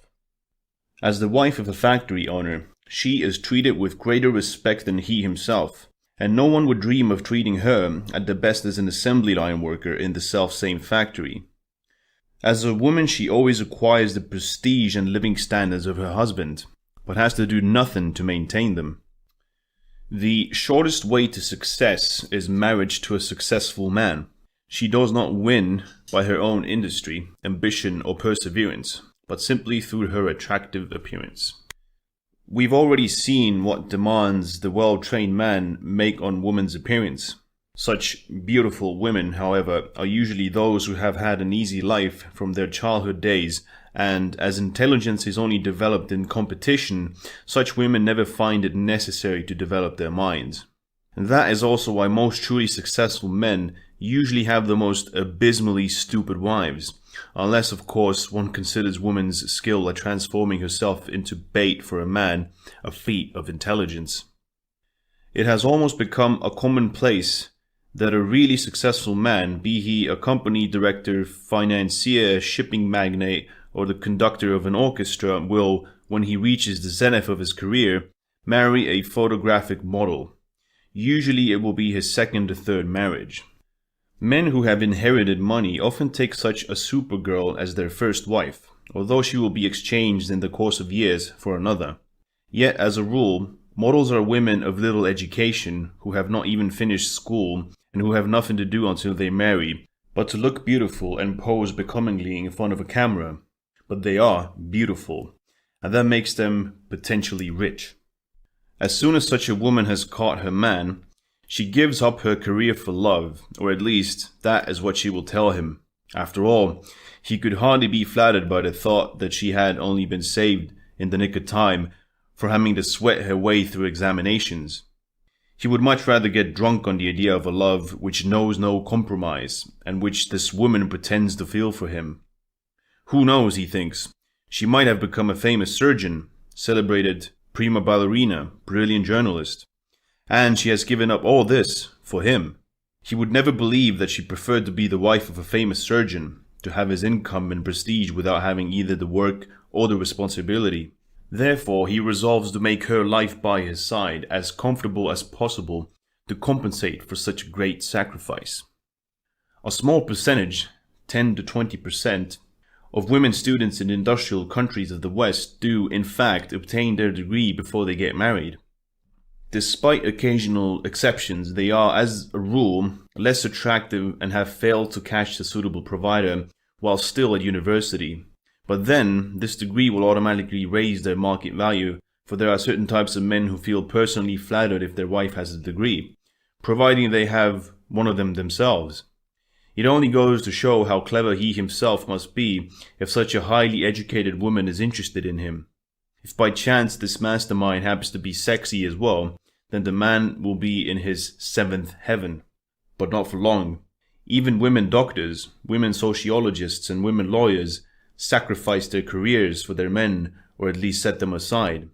They withdraw into suburban villas, have children, plant flower beds, and fill their homes with the usual trash.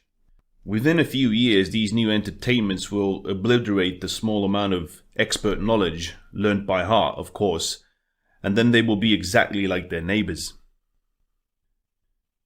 Chapter 21. The Emancipated Female. The word emancipated there is in quotation marks.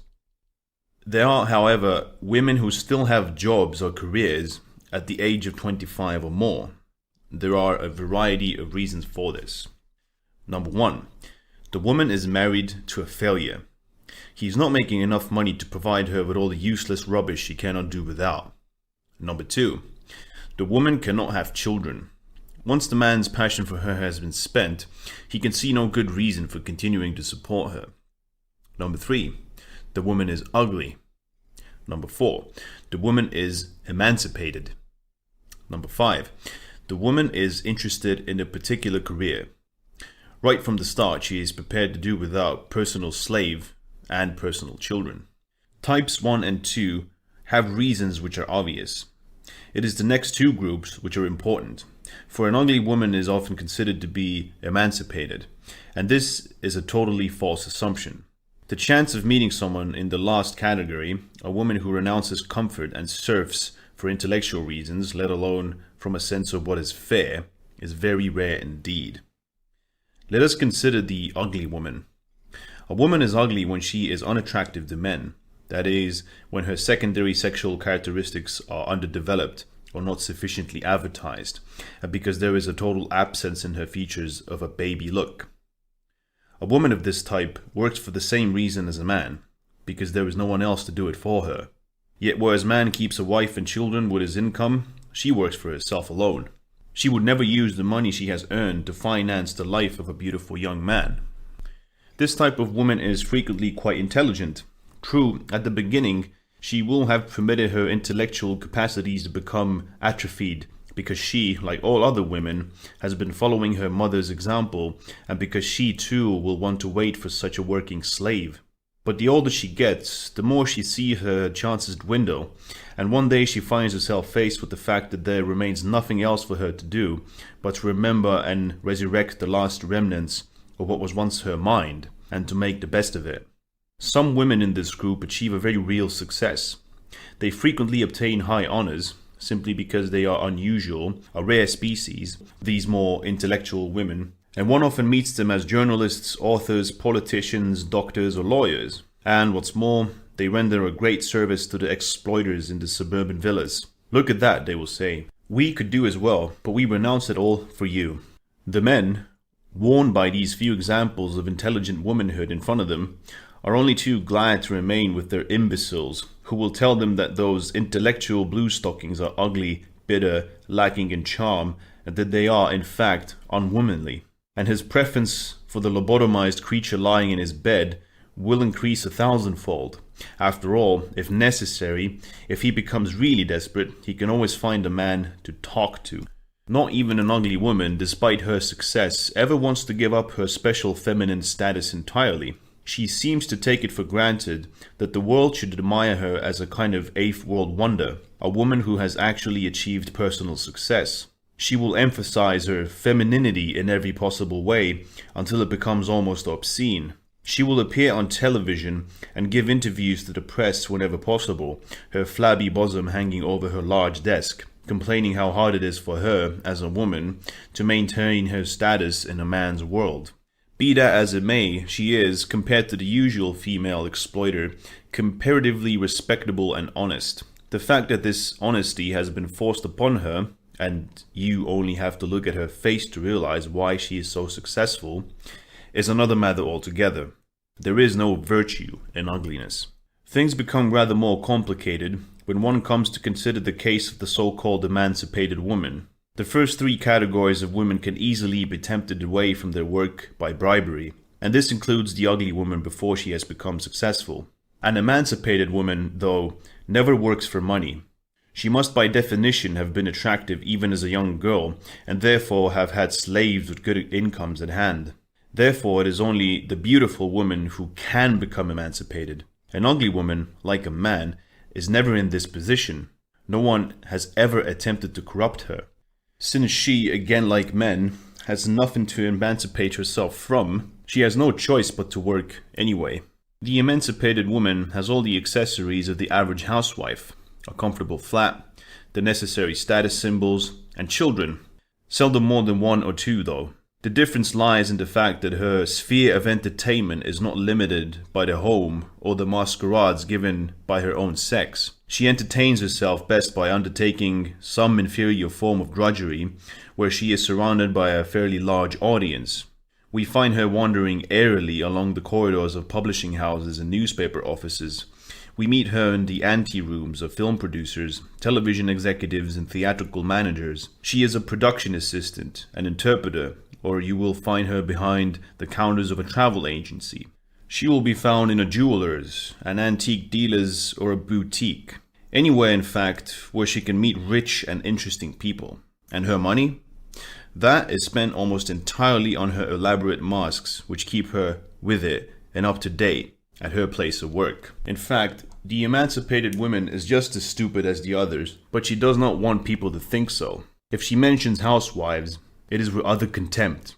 As she has a job which would not be unworthy of a man, she really believes this very fact alone makes her intelligent, but she is confusing cause and effect. Men only work because they have to, and not because they are intelligent. Most men would only start to make proper use of their intelligence if they were free of financial obligations, as free as housewives, for example. A woman living at home has, in fact, far better opportunities of enjoying a stimulating intellectual life than one who is stuck between typewriter and dictaphone. The work chosen by an emancipated woman rarely involves effort or responsibility, although she makes herself believe it involves both. As far as she is concerned, it is satisfying, stimulating, and keeps her from stagnating.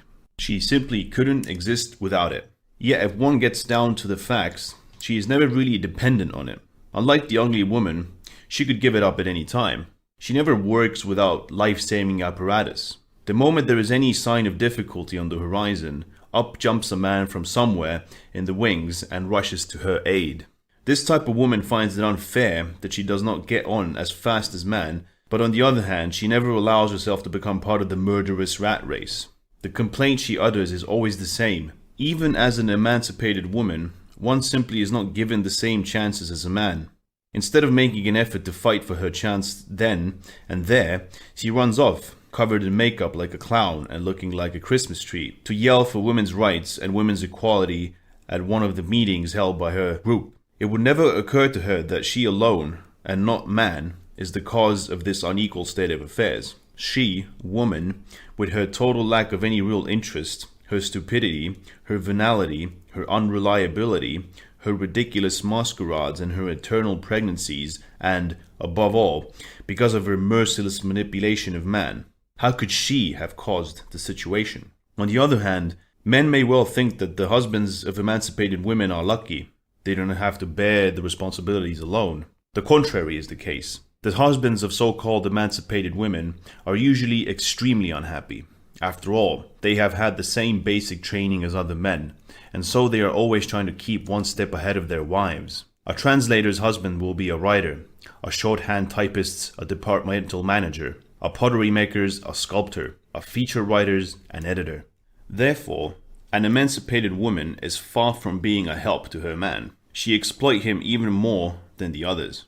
The higher she rises, the more relentlessly she drives him. Such women, either by chance or because they are attractive enough to be protected by some man, often rise to really important positions. If a man's position is comparatively low, whenever she gets an increase in salary, it will be a traumatic experience for him. Professional recognition will merely put him in a panic. He lives in a constant fear that one day she will overtake him, and on top of it, he suffers agonies of jealousy about the strange men she meets every day. He feels superfluous, and his whole existence seems pointless, because she no longer seems to need him. The one true happiness of the slave, the only happiness left to men who are manipulated, is now denied to them. A woman of this type does not even make her children happy. After all, she is only different from other women, not better. She is entertained by her stupid office work more than by her children. But she's not going to give up having them. A woman, she will say, has to experience motherhood, otherwise she will never be fulfilled. In fact, this woman has the best of all worlds. She has it, in fact, both ways. She can't do without her stimulating mental work, and is able to bundle her children off to the nurseries or boarding schools, or leave them in the care of one of the much despised housewives. She does not even take care of the housework single-handed. That is shared by her husband after office hours. He can converse with his wife while waxing the floor, watering the plants and polishing the silver. She can entertain him as he labors with her stimulating chatter, and there is plenty of work to do. After all, he cannot expect her to give up the symbols of women's traditional loot. In order to emphasize her claims to masculine prerogatives, her claim, that is, to the highly paid positions of men and not to the prerogatives of, say, soldiers, emancipated women from time to time organize so-called movements. Such campaigns give her an opportunity to draw the world's attentions to her with a great deal of shouting and noise, to wear badges and dress up in the latest suffragette look, and openly to demonstrate her political views by putting lighted candles in her living room windows. In full view of the television public, women have pinched the bottoms of building site workers and perpetrated other absurdities. Woman frees herself from her imaginary chains at regular intervals. Spiritual ones being an unknown to women, she interprets them literally. At the turn of the century, it was the corset that went. In the 70s, the bra. And just to make sure that everyone knew all about it, she got men to make see-through blouses. Perhaps in the next wave of emancipation, it'll be the uncomfortable long skirt which goes. The skirt they have just flirtatiously readopted and made part of their props, despite general male disapproval. But their stupidity, their inanity, their ridiculous behavior, their mendacity and lack of feeling, and their tedious and abysmally stupid chatter are still there. Women have never taken any steps to get rid of those. No matter how much a woman is earning, she will never let a man take her place in the house, nor will she take on his responsibility for earning their livelihood or maintaining their social prestige. Even though it is quite possible, since she is much more thick-skinned and consequently will suffer much less by doing work of deadly routine, that a job really would fulfill her and make her happy. She will never help him with her money. She will never open doors for him or light his cigarette. She will never take out any insurance policy in his favor or give him alimony should there be a divorce. That is not considered feminine. Neither would it occur to a man to expect such a settlement. He has been conditioned too well. The husband of the emancipated woman will simply give his wife a kiss, wipe the traces of face cream, powder and lipstick from his face, and throw himself once again into the battle. Chapter 21, the final chapter, which is called What is Love? Man has been manipulated by woman to the point where he cannot live without her, and therefore would do anything she asks of him. He fights for his life and calls it love. There are even men who will threaten their idealized female with suicide unless she accepts him. Not that this is much of a risk for them. They have nothing to lose. Woman, nevertheless, is equally incapable of living without man. Like a queen bee, she is incapable of survival on her own. She too is fighting for her life, and she too calls it love. They each need one another, in fact, and it seems therefore that they have at least one kind of feeling in common. The cause, nature, and consequences of this feeling, however, differ as much as do the sexes. To a woman, love means power. To a man, enslavement. Love provides woman with an excuse for financial exploitation, man with an emotionally charged alibi. For the sake of love, woman will do things which are of advantage only to herself, while man does only those things which harm him. If a woman marries, she will give up work for the sake of love. A man will have to work for two for the sake of love. For both sexes, love is a fight for survival. But one survives only by being victorious, the other only by being defeated. It is a paradox that women can also make their greatest gains during moments of utter passivity, and that the word love endows them with an aura of unselfishness even during the moment of their most pitiless deception of man. As a result of love, man is able to hide his cowardly self-deception behind a smokescreen of sentiment. He is able to make himself believe that his senseless enslavement to woman and her hostages is more than an act of honor, that it has a higher purpose. He is entirely happy in his role, and as a slave he has arrived at the goal he has so long desired. Since woman gains nothing but one advantage after another from the situation as it now stands, things will never change. The system forces her to be corrupt, but no one is going to worry about that. Since one can expect nothing from a woman but love, it will remain the currency for any need she might have. Man, her slave, will continue to use his energies only according to his conditioning and never to his own advantage. He will accomplish still greater feats, while women will become further and further removed from him. The more he tries to ingratiate himself with her, the more demanding she will become. The more he desires her, the less she will find him desirable. The more comforts he provides for her, the more indolent, stupid, and inhuman she will become. And he will find himself lonelier still in the process. Only woman can break the vicious circle of a man's manipulation and exploitation, but she will not do it. There is absolutely no rational reason why she should. It is useless to appeal to her feelings, for she is callous and knows no pity. And so, the world will go on, sinking deeper and deeper into the morass of trash, barbarism, and inanity called femininity. And man, that wonderful dreamer, will never awaken from his dream.